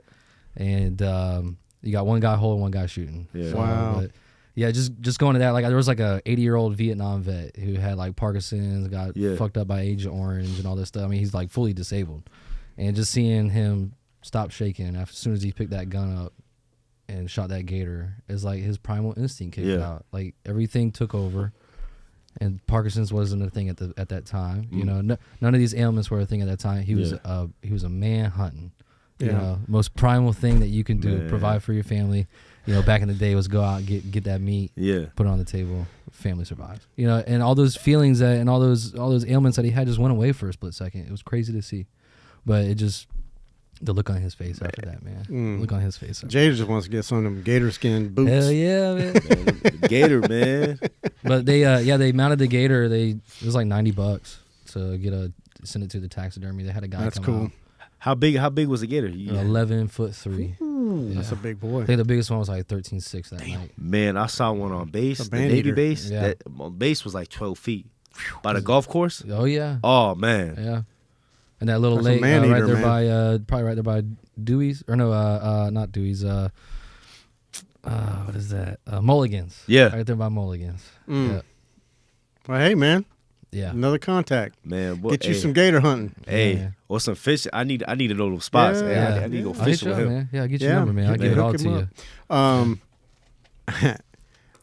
You talked earlier. You said earlier about little Jelani. Yes, sir. When we, are you in the process? Are you? Because I'm thinking about everything you do. Yeah. When you have time to find a woman? Man, it's crazy that you say that because, man, I'm just at a point in my life where I'm ready. Yeah, and I'm just trusting the Lord. You're still single, right? Yeah, I'm still single. Ladies, you know what to do. Man, just trusting God, man, because I realized that when I look back at my life and I see my mom, my dad, it was literally trauma mixed with trauma. Yeah. And you got more trauma. Yeah. And so before I indulge in a relationship, I want to make sure that I'm right with God, make sure. Right. Nobody's ever 100% right, but I want to make sure those key components within my childhood are healed. Sure. And you don't want to bring trauma into a new relationship. Yeah. Well, it's severing that generational curse. That was one of the hardest things for me. It was, I was married for 21 years. Yeah. And after that, when that fell apart, I was pretty fucked up in my brain, and that was my biggest thing was I need to take time for me. Yeah. And get myself right before I can. I dated afterwards, but it wasn't right. I knew none of it, and I told them all. I said, "Look, we don't get serious. Don't get hung up on me because I'm not ready. Yeah, I know I wasn't ready. Yeah, and when I was, I met the one. Yeah. The right one. Yeah, and that's important, man. Meeting the right one, bro. Because they said, hey. I go off the Bible. It says Proverbs 18:22. He who finds a wife finds a good thing and takes favor for the Lord. And I realized that if you align with the wrong person, they could affect your faith, finances, fitness. Yeah. It and growing up, you see a lot of that just in everyday life. Mm-hmm. You see somebody with the wrong individual and they just go downward. Yeah. You be like, dang, I don't want that. Yeah. Well, I just when you find the right one, you take care of each other. Yeah. And I'll do everything I can to help. Yeah, my girl out. Yeah, and she takes care of me like no one has ever taken care of me, better than my own mama. Yeah, I love her to death, and you will find that, man. It's coming. I'm ready to see little Jelani, little Allison's, Mr. Allison. Man, I'm ready, man. I'm gonna be the first one in my family to get married, man. Is that right? Just do it the right way, man. Yeah, and that's one of the main things I'm looking forward to. Yeah. You know what I mean? Just breaking that generational curse and just be like, hey, it's tough. I did it. Yeah. It's worth it too. And I gotta share something else with you too. I'm also an entrepreneur as well. You know that. Come on. But I got a vending machine business. Yeah.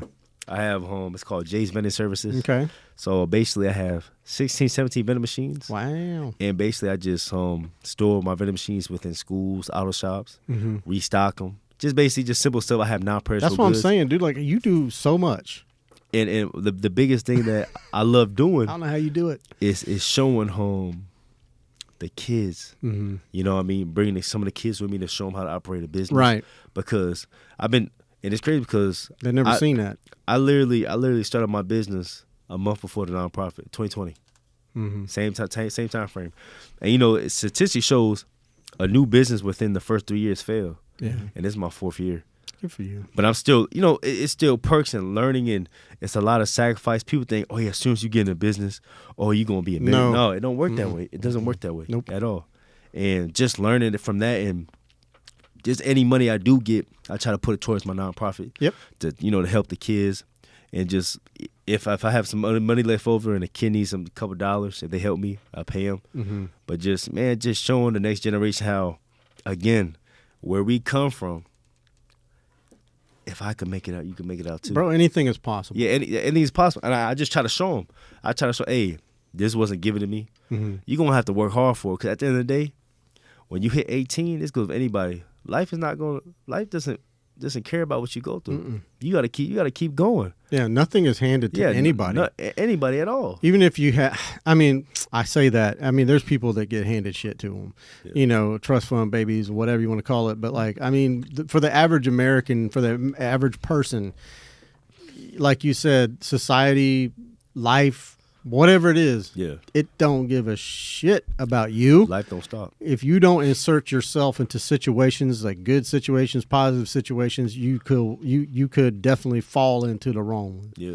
But you got to work your ass off. Because I realized at a young age, life don't stop for you. Mm-mm. And I realized just because my father in prison, that ain't going to stop for me. Right. Just because we outside, we struggling, it ain't going to stop for me. I got to keep pushing. No matter what, you got to keep going. So that's why I try to just remind myself, like, anytime, because I feel like we all have moments, especially me, where the self-pity kicks in. Yep. Oh, what? Nah, you got to knock about it. You got to keep going because life ain't going to stop. Work through it and get on. Yeah.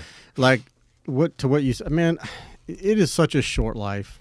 It is such a short life that we live. People think that it's forever. Oh, no, it's and not. when you're young, you think you're invincible and you think you're going to live forever. Yeah. When you get to be about my age, when you hit, I'm 47. When you hit like 40, 45, you start thinking about things a little differently. Yeah. Because you start feeling aches and pains in your body that you didn't feel before, and your vision starts going a little bit, and you're like, "What the hell?" I can't do all the things I used to do. Yeah. And it's just like, what is happening? And you realize that it is a finite life, man, and you can do one of two things. You can either be a positive force for others and yourself, or you can just be a lump, on a log and a fucking cancer on society. You can do one of either two things. You got man. a choice, and even to go off on that, what you just said, I look at how I was raised, and I'm glad I was raised that way. 'Cause I wouldn't be the man I am today. Yeah. But also, it had me look at life at a different perspective. Yeah. Like I had to grow up faster, but I think it was important to, for the man I am today, because I'm responsible. Not saying I never made mistakes. We all make mistakes. I made mistakes, but just not the mistakes that that was detrimental to my life. Yeah. When you were younger, when you were going through all the things that you were going through, did you feel like you even had a choice? Like, what you mean? Like, we talk, like I just said, we all got a choice. You could do this, you could do that. You can either choose to be, a stain on society, or or you can be a positive force like yourself. Did you feel like coming up that you had a choice? Like, did you feel like your environment, like, this is it, this is what I got, because that's what you were taught? Yeah. To piggyback off that, I really felt like I believe I did have a choice, just because I saw of the mistakes that my family made. Yeah. And if I don't do that, there's something else. Right. There's another direction.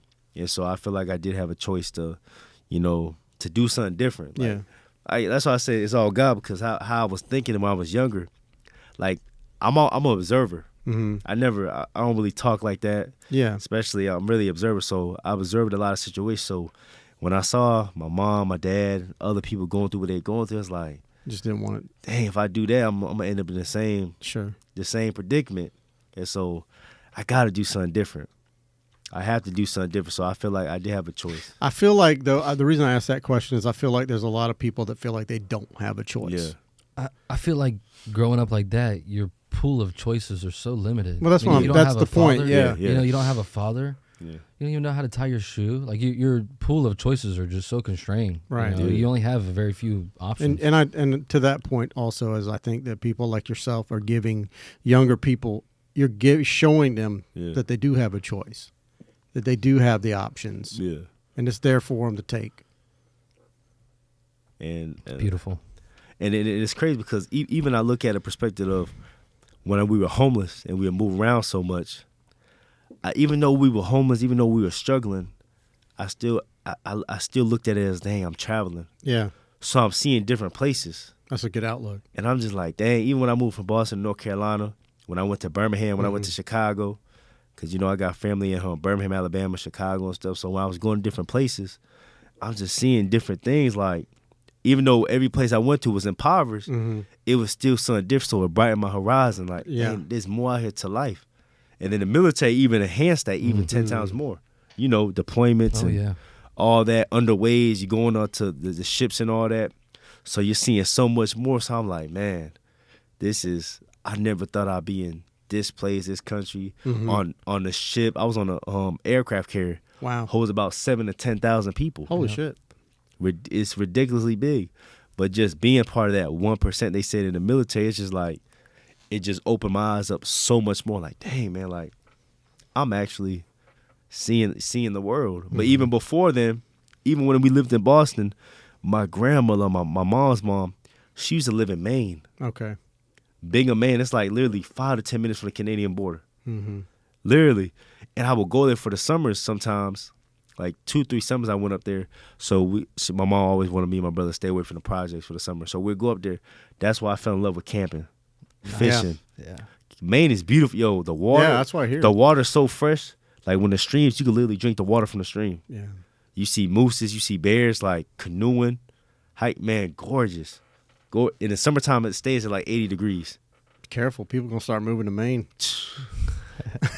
Although I hear it gets quite cold in the winter. Oh yeah. Snow. Yeah. But just seeing all that, despite my background, struggling all the year, I'm like, I still saw certain things like, and it just opened up, brightened my horizon. Like, hey man, I can't stay here, end up dead or in prison. I can't do that. Man. Yeah, I think when people realize, like, for me, it was when I realized how small we are. No matter how big you are as a person, Yeah. you know, you're small. Oh yeah. And we, as far as like the cosmos, like this universe is huge, and you ain't nothing but a speck of dirt in it. Yep. You know, and I mean, I realized that alone. It scared the hell out of me. It really did. Yeah. I was like, you know, when you look up in the sky at night, you get in on a real clear night and you see all them stars. Yeah. I mean, it's hard now because we got so much light pollution. Oh yeah. But if you get on, if you're out in a field somewhere where there's not a lot of lights, Or in the middle of the ocean. or the middle of the ocean, yeah. I mean, man, it changes your horizon, your perspective, and it makes you think about like just how tiny we are. And I really feel like that's an important lesson for every human to learn. Yeah. So, you know, with people that come with these real bad attitudes, treat people, what is the point? You know, we're all in a spaceship together, all of us. Yep.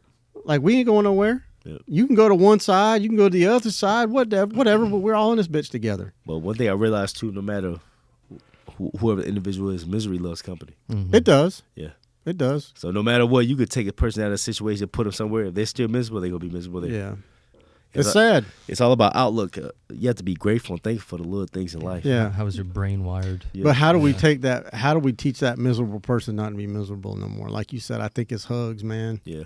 I think it's hugs. I think a lot of people get down on themselves and they take it out on other people because they didn't have that love. Yeah. And it's crazy that you said that too, because growing up, I lacked love. And I was watching a documentary that said, talk about childhood trauma. They explained like whatever a kid is deprived of as a child is what they give when they're an adult. That's right. And I realized I didn't have love growing up. So now I give out so much love because I didn't have love growing up. Yeah. I didn't know what love was. I didn't know what a hug was or I'm proud of you or whatever the case may be. Yeah. But not like growing. That's why I have like the kids, man, and certain people I give so much love because I didn't have that growing up. Yeah. And it's ironic how you look at that from that perspective. Like it's crazy because nowadays that's all these kids look for. Yeah. I saw one of your videos where the kid brought an A.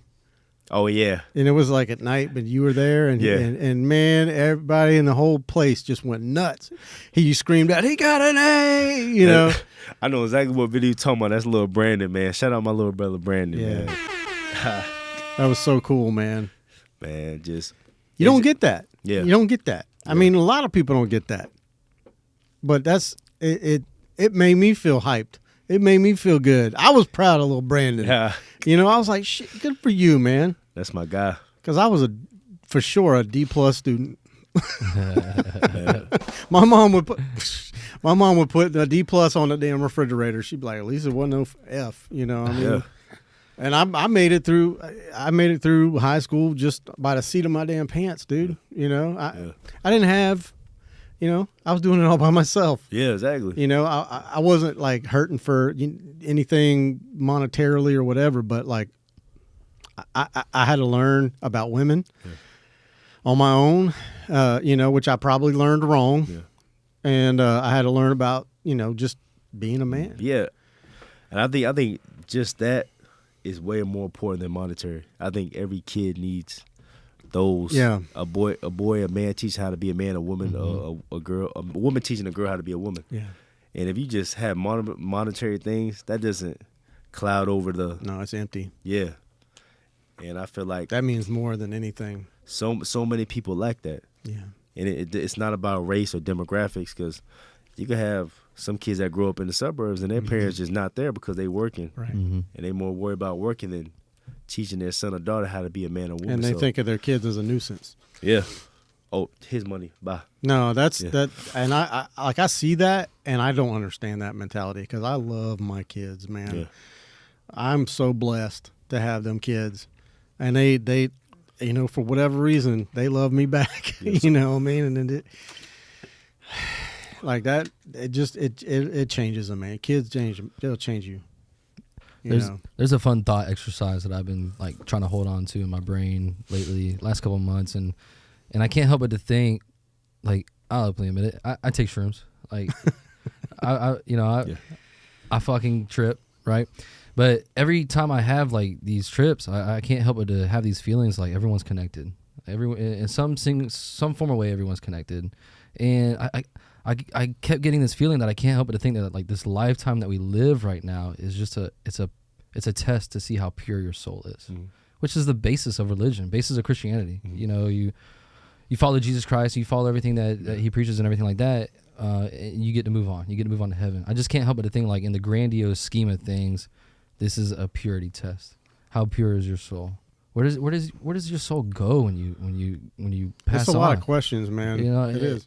But I just think like if you were able to enlighten people in that thought process, you would literally rewire their brain. Yeah. You would literally make their goal of the day is to be a positive outcome. Yeah. To have some sort of positive impact on not only yourself but somebody else. Yeah. You know what I mean? And it just like you said, like one thing about me, like I didn't grow up in the church. I try to tell people like in our neighborhood, like neighborhood I grew up in, the church was a gang, the congregation was the gang members. The pastor was a gang leader. And it was till I got into Awakening Faith at one of the churches where I was accountable, Jesus Christ. And as I got older, I had to find my way towards him, and one of the best decisions I ever made in my life because, like he said, I really just thank God, man, just for just allowing me to make it out and turning my bad situation into good. Yeah. You know what I mean? And one thing I try to teach the young brothers, man, I try to tell them, about Jesus Christ. You know what I'm saying? Yeah.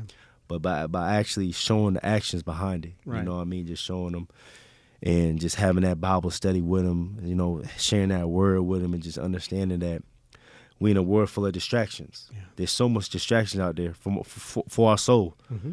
You got the enemy, and the devil, and you got Jesus Christ. So we have to shift through that. Okay, and we all battle with some type of sin. We all battle with some type of shortcoming. No, I don't believe nobody who says they don't battle with something. We all battle with something. Yeah, we all battle with something. But it's about, and we all need something to believe in. Yeah. I just think it's all about, with me, I just feel like confessing my sins and telling God, like, hey, forgive me for what I've done. And as I repent, just continue to use me to be a positive light in this dark world. Yeah. Because you see everything, you can just pull up CNN. Oh, yeah. Man, I try not to. Man, I don't watch the news at all, but you pull up CNN, they got all they show is negative. It's fear. Well, that's what gets the clicks. Yeah. That's what gets the views. Even social media, you could see people getting shot, beat up, whatever. They get 1 million likes. Yeah. But you see something that just something positive, something just kind of positive, they get 5-10 likes. Yeah. It's all part of their plan. Oh yeah. Well, that's why again I told you in the beginning of this, you can come back anytime you want.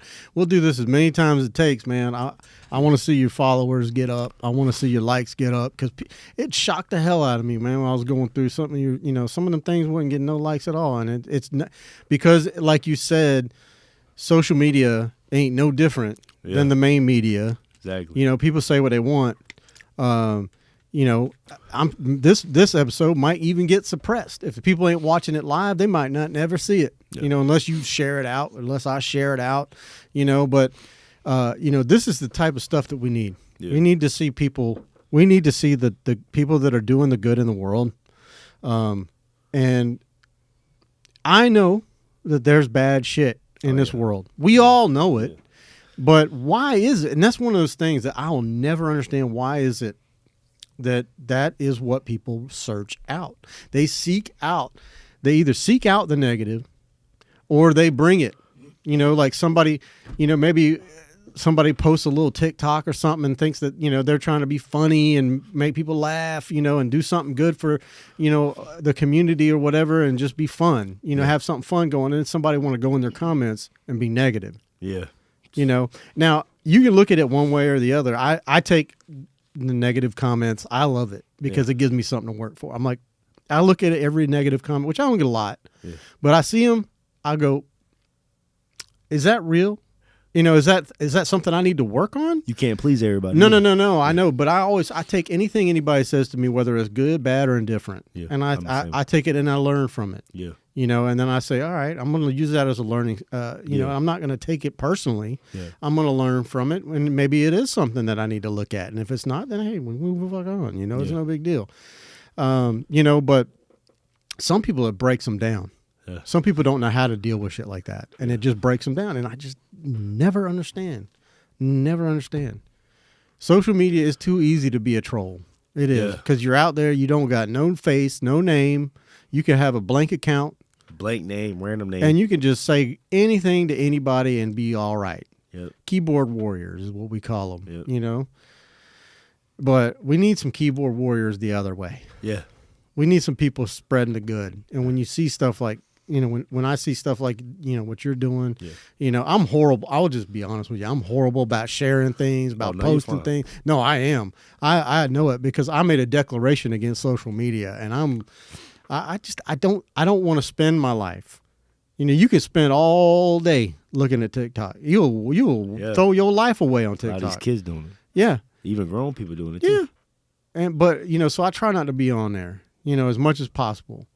But for this, what I'm doing here, I have to. I got to be on there. You know what I mean? But shit, man, you all right? You oh yeah, I'm good. I'm good. I mean, I don't blame you, my dude. You got like 4 jobs, man, and you're helping the communities. I mean, looking for a wife. I mean, I'm just saying, it's got to come, man. It's got to come. Them yawns are going to be there. But well, where we at on Tommy? 206. 206. Okay. Why don't you give all? Do you have a website, or is it just? Are you mainly working? I have a website. Okay. Share every bit of information that you have, and we keep talking, but I want to put that in right here, so people can know. So my website to get a hold of me is jayouth.org. So my name JayOuth.org. Okay. And then basically that's our website. He's gonna pull it up and show it to him, but keep telling him all the rest. And then our the foundation, of course, on Instagram is _JU Foundation _ So basically that tells us like my posts and what I do for the community. So those are the 2 best ways to really get a hold of me. Right. Right now. So yeah. Email, anything like that? No, I don't got no email right now. Okay. So you're mainly just working through the webs. One Y. Oh, 1Y. Yeah, okay. 1Y. It should be. Yeah. Look at that. Oops. Close that pop up. Yeah, we're pulling up his website now, so you guys can see it. Hold on. Yep, there it is. Right there. Yeah. Here we go. Yes, sir. All right, everybody can see it now. Yeah, and you got a little tab for getting involved. Yeah. There's a number, folks. Yep. Hey, look at that! Look at that man! Look at that handsome man. I'm gonna tell you, like, no, seriously, like, I'm really happy that we met, and I'm, you can blame Mike for this because, he the one that told me about you, and I mean, I've known you, but like, you did not tell me this. We talk, as much as we work together, we talk, and you never told me about any of this, and I'm glad that I found out, and I'm glad that you're here now. See that? That's like one of the community cleanups we did. I did with the kids. I passed out flowers to the mothers on Mother's Day. Oh man, that's huge. We were feeding the homeless right there. Awesome. That's my mentor, man. We do real estate. I bring the kids to okay, that's the real estate guy. And that's one of my turkey drive events. After we were done passing out turkey. So yeah, that's a couple. That's so cool, man. Inspiration where there's no inspiration. I love it. Man. Yeah, I love that. How does it feel? How does it make you feel, man? Man, just it's a blessing, man. Like I said, a humble experience, just knowing that, God could use me to help other people. And just just being there for my people, my community is everything to me. And yeah, it's humbling. It's everything, man. I'm just blessed, man. Good. Well, man, I'm glad you're out there doing your thing, brother. I really do. I don't want to keep you too much longer, but I mean, if there's anything else you want to talk about, man, you hit me. You just say it. Let's talk about it. Is there anything that we didn't really cover that you feel like you need to bring up, or that you outreach, or anything that you want to talk about? Because this is your podcast, man. I'm just here. I'm just facilitating it. Man, I appreciate that, man. Yeah. I think just what the message I really have for people out there that, that doesn't know that these situations are happening in certain communities, I think it's just important to just, again, not judge. Yeah. Not judge any of these kids, and, just realizing that, just imagine you were born, but you were born without your mother and father. You know what I mean? Just direction. You wasn't born with direction. Have you ever watched a movie called Men of Honor with Cuba Gooding Jr.? Yes. Remember the scene? Is that the one where he was in the Navy and he was a deep diver? So remember the scene where they had to do that test, and they had to get the tools, and the guy threw all his tools in the water, and he had to go get them one by one. That's like what these kids go through when they're into this world. They just thrown whatever. And so they're thrown, figure out how to grow up. Figure out how to be a man or a woman. Right. Just figure it out. And it's like no roadmap. It's like, for example, Jim and Jelani, take a trip to L.A. without GPS. Mm-hmm. We don't know how to, just find your way. Yeah, go ahead. Yeah, just find your way. So the reason why they make certain decisions is because they don't have somebody to teach them right from wrong. Right. Because there's a certain age where you have to learn right from wrong. But because, kids, we all was a kid. We all grew up and we all want to do bad. We always find something to do. But somebody has to teach us not to do that. Right. Oh, you keep touching that stove, it's going to burn you. Right. If you keep putting that pencil in a light bulb plug, whatever the case may be, you're going to get shot. Mm-hmm. And so I feel like people judge, but they understand that a lot of these kids, I don't care what race you are, whatever the case may be, but a lot of these kids, they don't grow up with their mother and father, so they have no sense of direction. Yeah. Like if you look at all the smiles, I think that's what it's all about. A lot of these kids, they all got They all got their own stories, and people will never know. And people don't realize where. I'm gonna give you another example, like the a lot of these kids, especially my young brothers that I mentor, the Navy SEAL mindset. Where PTSD, majority, 99% of these kids have PTSD. 100%. Hands down. And including myself, growing up, even I see it in these young kids when I take them to church. They go to church, we go to church in Oakleaf. Mm-hmm. And every time we go to church, when we cross home, when we get out the neighborhood, it's like the Navy SEAL goes away. They don't got to be on point. They don't got to look over their shoulders. Because when they're in Oakleaf, they could finally be kids. And it's crazy because they're not in their environment. Exactly. You see him smiling, and you forget, like, dang, I thought this person was a grown man. Nah, he a kid. Yeah. He only a 15-year-old kid. But when you take them back, when they cross back to the railroad tracks, it's like Jekyll and Hyde. That mask go up because they have to be on point. They have to realize, I can't walk down there because my neighborhood beefing with them.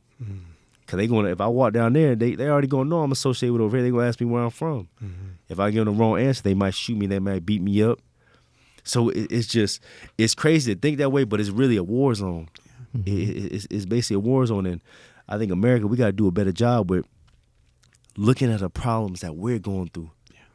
Because if we look at the problems that's going on in America, after we get it fixed, we could definitely help out other countries, but we have to fix us first. Yeah. And it's like, for example, you cutting somebody else's grass, but your grass need cutting too. Yeah. And so that's why I just try to tell people, man, just meet people where they're at. This goes for anybody. Meet somebody where they're at. Don't judge them, because you never know. People always look at a guy. He could be most charming, but he'd want to stab you in the back. You see that guy with tattoos on their face. You may be scared, clutching your purse, whatever. They'll give you the shirt off their back. Give you a shirt off their back. Well, same with a homeless man. Homeless, you could learn so much by having a conversation with somebody. This man could give you so much knowledge. What they've been through. Exactly. And you can learn something rather than a millionaire that won't give you time of day. It's true. And so yeah, we're closer to the homeless man right now. I mean, I'm not a millionaire. No, I'm not a millionaire. And I guarantee you I won't be anywhere close to him. You know what I mean? And it's just because the way society's set up. It's set up for them to be up there and we're to be down here. And, you know, it's whatever. I like it where I'm at. Yeah. I like it because people are fucking real. Yeah. You know? And that's one thing I keep it with them. I keep it real with them. Yeah. Because it's unique, too, because a lot of these kids, you could be talking to a 9, 10-year-old, but he sounds like he's 18 or 21. Right. Just because of life experiences. That was me. That would trip me out. And I look back at my life when I was 11, 12, and I'm seeking. I want wisdom from guys. I'm speaking to guys who are 50 and 60s, getting all that wisdom because my brain has developed just because of my experience I experienced. Yeah. And you see a lot of these kids. I'll be looking at some when I be having some volunteers. I'm like, hey, he may be 10, 11 years old, but that man's really 18. Yeah. Life That's a man. Yeah, life turned him 18 years old already. Yeah, it's like doggy years, but hood years. Yeah, hood. You know for real. I did that too, man. Like the only men that I had in my life were like I had like older cousins and my granddad.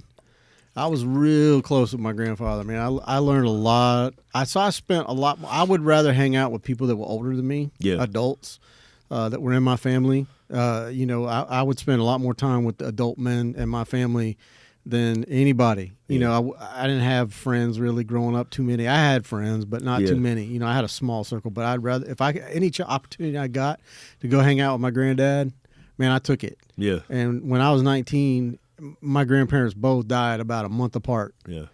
And that shit destroyed me. Yeah. You know, because from that moment on, it was like I was alone. Yeah. And it's ironic that you mentioned that because I literally just put my grandfather yesterday, my dad's dad. And of course, you know, being in a dysfunctional relationship, I never had relationships with him. Yeah. But I haven't seen him in like 15 years. He always been nice to me. But I even told him yesterday, I'm like, hey, man, because he's in Birmingham. He's from Birmingham, Alabama. Mm-hmm. But I told him, I said, hey, man, one of these weekends, I'm going to fly you out here and maybe spend some time together. Yeah. Just to build that relationship because he's like 80-something. But I want to, you know, build that relationship with him while I have it. And just looking forward to it. But, yeah, man, Jim, I appreciate you having me on. Dude, anytime. Whatever you got going on, if you got something that you want to talk about or you need help, and if I can be here to like even just facilitate doing this, man, I'd love that. Or if you just want to come in and just chop it up, we just bullshit, you know, like I'm good with that too. And man, and it's crazy too. I would love to bring some of the kids to share their stories. Yeah. 100%. And you get their perspective. I was looking forward to it today, but for sure, yeah, man. I mean, I can only have so many at one time. Oh, no, you're fine. Yeah. As far as space wise, no, you know, and microphones and all that good stuff. But yeah, man, I'd love to sit down and talk to you and one of your. You know, I really. I think that's a lot of what's missing and is mentors. Yeah. You know. Oh yeah. You know, when I was a kid, you used to see the little hands, the Boys and Girls Club of America, and I was always like, what the hell is that? You know, like I didn't know. Yeah. I didn't know what it was. You see the commercials for it, but I didn't know what it was. And I mean, like, I don't need no Big Brother. Yeah. But I would have loved to have one. Yeah. Like, for sure. Yeah. And one thing I want to spread light on, too. Another thing that I'm doing with my nonprofit is teaching about financial literacy. Yeah. That's something that's a hard one. Mm-hmm. A lot of kids. I need to join that class. Man, come on, man. Financial literacy is just the importance of, saving, investing, IRA accounts, banking accounts, 401k. Exactly. Well, that's not just something that but that's everybody. Everyone needs that. Everybody needs that because they don't teach it in school. Teach it at all. They teach you how to sit at a desk in a line. Yeah, but for 8 hours a day and listen to the teacher in the front of the head at the class. But society-wise, like the least amount of people that are getting that, or the people that are getting the least amount of that information are like people. Of course, 100%. Yeah, they have no access to that. It's crazy because like we have to even see it from our perspectives that even I try to teach them, I'm like, we should not be living in Section 8. We driving Mercedes Benz. Right. That's backwards, you know. Stop worrying about your vehicle. Yeah, stop worrying about the Joneses. Yeah. But and it's I'm sorry to interrupt you. No, I'm sorry. But I like from the outside looking in, I just can't help but to think like the main narratives like were big money. It's like you got to get your Gucci, your Prada, your designer. Well, that's coming from the rappers, and the movie stars. And but they're being propped up by big money. From people that have ties in the government. I mean, it's it's all part of their plan. It's all right, just to get the next generation from our communities. Just it's got to come down. That's why when I see things like, I got a buddy of mine. He's a videographer. He does like rap videos and stuff, and I see his work. And I look at it every time he posts a video. I get scared and I text him, "You good?" Yeah. Because he goes out to the places and he talks to the people that you're trying to get these people these kids away from, and he'll be when you see somebody on a video pointing a gun at on the video, that gun is pointing right at a camera, and that right behind that camera is your head. Yeah.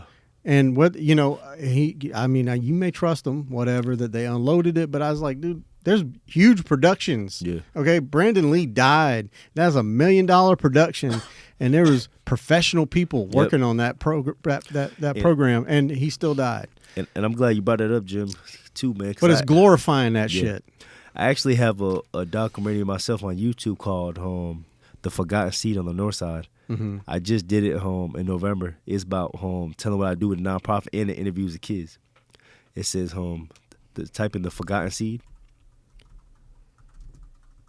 North Side. Yeah, on the North Side. That's it right there. Wow. So you should. Oops. So basically, pop-ups. So it just shares like basically what I do, but also I interview the kids as well.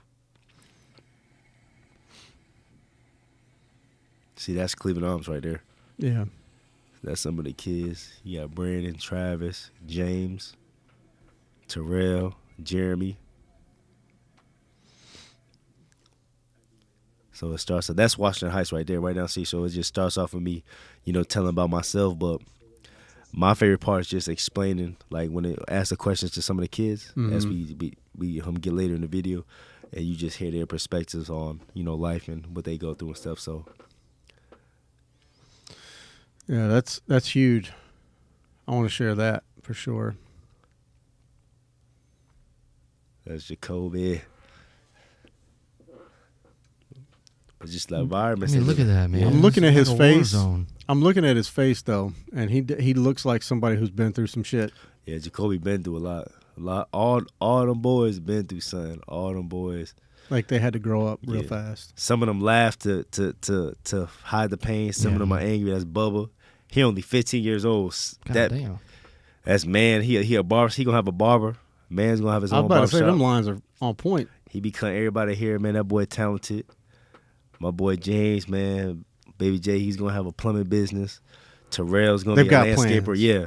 Brandon gonna be a landscaper. He want to do financial literacy stuff as well. Yeah.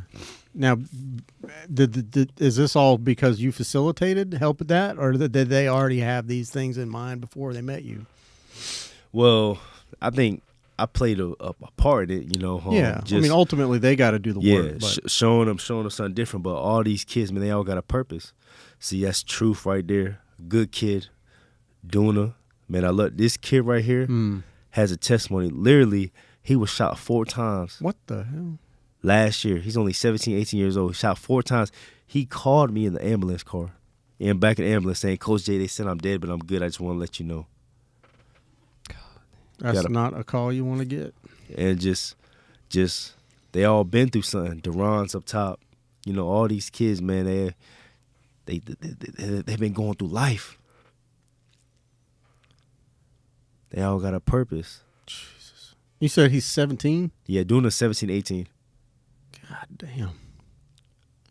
Sorry. You good. Sorry, man. I can't help it. But they all. If I told you each and every one of their stories, you'd be like, damn, how they making it through? Like all these boys are strong, man. It looks like, the looks on their faces. Strong-minded. Literally looks like they've been through a war. Like strong-minded. There's a story behind their eyes, and I'm glad that you're there Man, they give me hope. Do you find like a lot of these kids growing up, like, do they have a strong like sense of confidence in themselves? Not a lot. And you could usually tell because I was one of them too. Like, especially when I introduce them to somebody. Mm-hmm.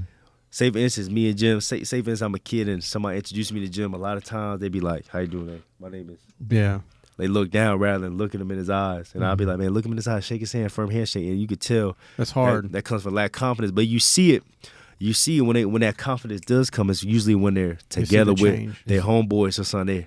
They're confident together because like, okay, we all one. We all, you know what I mean? I'm not singled out, but. So you think there's confidence there, just needs built upon? Yeah, most definitely, yeah. Just built on, just the foundation. Yeah. Because they all got that drive to make it out. Yeah. Because they this is one saying I have, and then they know my saying. I said, when you come from the bottom, only way is it goes to the top. Yeah. Only way is it goes up. Because when I'm already on the bottom, I can't get no lower. Yeah. We're going to look up. We're going to go up. So if you're already from the bottom, just go up. Yeah. So they got the drive. It just, like he said, they just need that encouragement, someone to help build on that drive. Yeah. To show them the A. Well, and to shine a light on a path that they could take rather than this path. Exactly. You know, you got there's so many, you know, it's like going into a room with 5 doors. I mean, you can pick either one of them. But you kick open them 5 doors and you see darkness in 4 of them. You see light in 1. Yep. Which one are you going to pick? Yep. You know, and some of the kids that don't know any better will go into the dark. Yeah. Mm-hmm. And if you go earlier to the video, I want to show Cleveland Arms. Let me see 11 of the boys right there.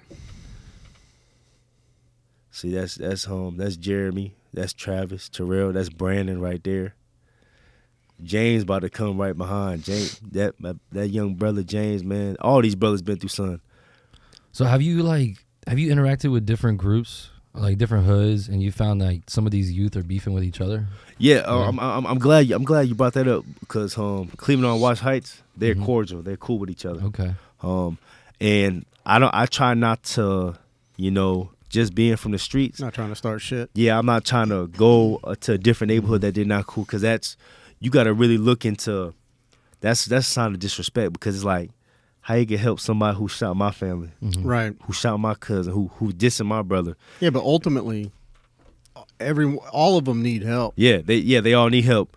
But I realized like when I first came to Jacksonville, I feel like this is where God wanted me at because Cleveland Arms is right here, Washington Heights is literally right there. It's like a straight road. And another thing, I'm only one person. You're right, yeah, right. There's so much, but I try not to.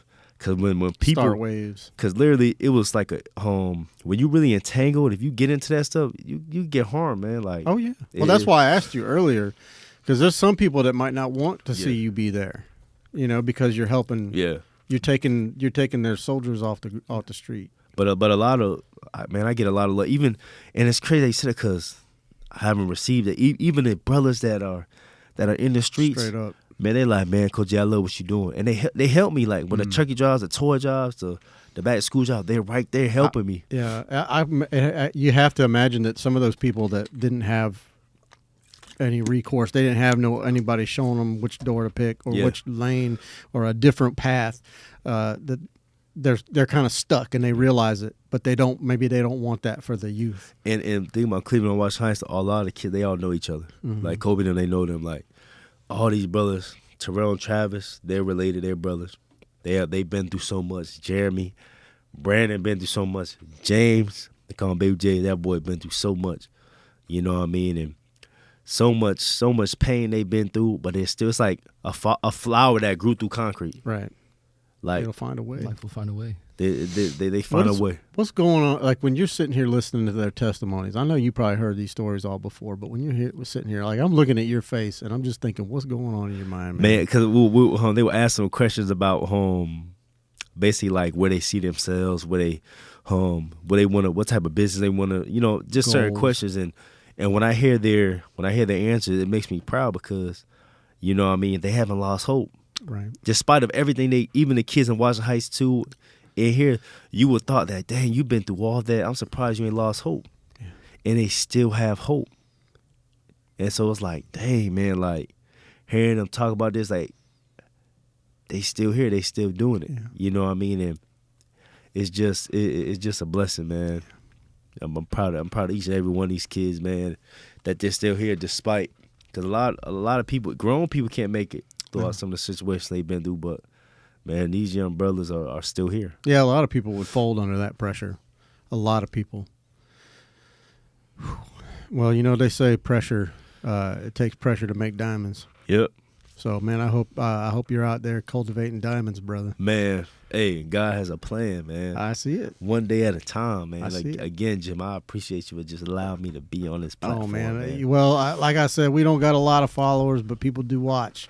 Man, I appreciate you. Even if it's one or two people that watch that this gets in front of, that maybe there's somebody can help you, and maybe there's somebody, you know, you just never know. Yeah. You never know who's watching. Exactly. And, you know, that's the thing that I will tell any adult that's out there right now is you're on a stage and you're out there, you know, a lot of what you talked about, like I didn't realize growing up, you know, like when I was working for Winn-Dixie, yeah, I worked for them for 20 years and I was a manager most of that time, some capacity. I was a manager. So I took that role very seriously. I took it as I was a leader. Yeah. And it was crazy to me to see the 15, 16-year-old boys that would come in and work, and then they would see me. And, you know, I used to look a lot more youthful. Yeah. You know, I looked a lot younger than I do now. But they would see me, and I was, you know, to them I was successful because I was doing well. I come in, I had a tie on, you know, whatever. But they would come to me for advice, or, you know, and I realized, it took me a minute, and I realized, oh shit, I'm mentoring these people. Yeah. Oh yeah. Like, these guys are watching, you know, so I couldn't act no stupid, you know, coming to bullshit. Yeah. You know, I had to be what I thought they wanted to see, that what they needed. Yeah. You know, and so, you know, it you could come from anywhere. Yeah. And anybody, no matter what you're doing, whether you're working at a gas station, whether you're, you know, digging ditches, whether you're, you know, pumping shit out of a porta potty, it don't matter. Yeah. If you got a young person around you, man, you need to do the right thing, and you owe it to them to mentor and to be the right, you know, the right type of people that they need to be around, a positive force. And I think one of the hardest things, especially mentoring, is when you lose the certain young men to, you know, to death. Yeah. And I definitely want to shout out to two young brothers that are no longer here with me. One young brother named Raekwon. Man, Raekwon Massenberg. He's from when I started mentoring in Raleigh, North Carolina. I met him when he was in 8th grade, and he passed away in a boat accident last summer. Missed that dude so much. That's tough. Always believed in me. We came from the same background, and he was a leader, man, a light for his generation. Yeah. And every time I go back to North Carolina, I see some of the kids I used to mentor. Like, I still have great relationships, like Ricardo, Lamarck, Jeremiah, Corinthian, Ramel, Kamad. Those young brothers, that I'm proud of, man. I'm proud of these young brothers, man. And because I started with them, I started with one kid at a time. That's always telling one kid at a time. But those young brothers, just coming from where they come from the hood too. Yeah. And just seeing how they flourishing, and they're in their early 20s in college or working. Some of them have kids, and just seeing them beat the odds, man, it makes me proud. Yeah, it has to. And man, just my young brother Radar, I miss that dude so much. Yeah. Man, he was just a light, man, and it hurt. It hurt when I found out that you know he passed, but his memory still lives on. Yeah. You know what I mean? His memory still lives on, and he always believed in me. One of the things that me and him had planned was he was supposed to come down to Florida in the projects. We was gonna catch an alligator, a baby alligator, to show the kids. Yeah. Because he wanted to be a zoologist. He loved working with animals, exotic animals. He was like, man, when I go down there, we gonna go to the hood, man. We gonna get an alligator. We gonna bring it to the hood to teach the kids. So, man, Raekwon, I love it and I miss you, man. And another young brother that I mentor down here, his name is Jamal. Jamal Harrell, man, and it's crazy because when I was going up to North Carolina for Raekwon's funeral, I found out Jamal got killed.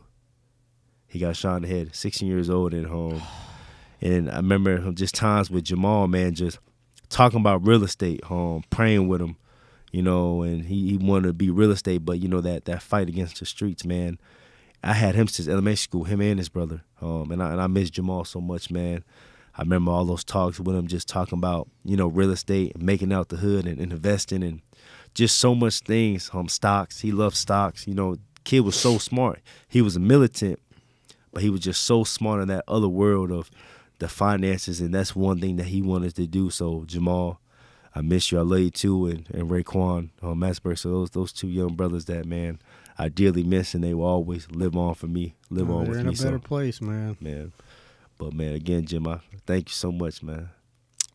You don't got to thank me. I thank you, man. Thank you for coming on and telling your story, man, and sharing everything you've shared. I really do appreciate it, and I hope that this helps a little. Man, most definitely. I thank you in the smallest way I can. I like I said, maybe one day, I'll be able to get you to millions, but you have to settle for hundreds. Oh man, I appreciate this, man. Yeah, I appreciate you, man. Man, Jim, man, my guy, Jim, bro. We'll do it again. Yes, sir. We'll do it again, ladies and gentlemen. Please go and follow his Instagram and go to his website. If you can help. There's all the information is out there for him. Reach out to him. He'll guide you in how you can help. No matter what it is, even if it's just expertise or just whatever. It doesn't matter, anything. It doesn't necessarily need to be monetary, though that does help, I'm sure. And share this podcast out so people can see it. Ultimately that's the biggest help that you can do. But outside of that, man, Jay, thanks for coming, and we'll see you guys next week. Thank you so much, Jim. All right, man.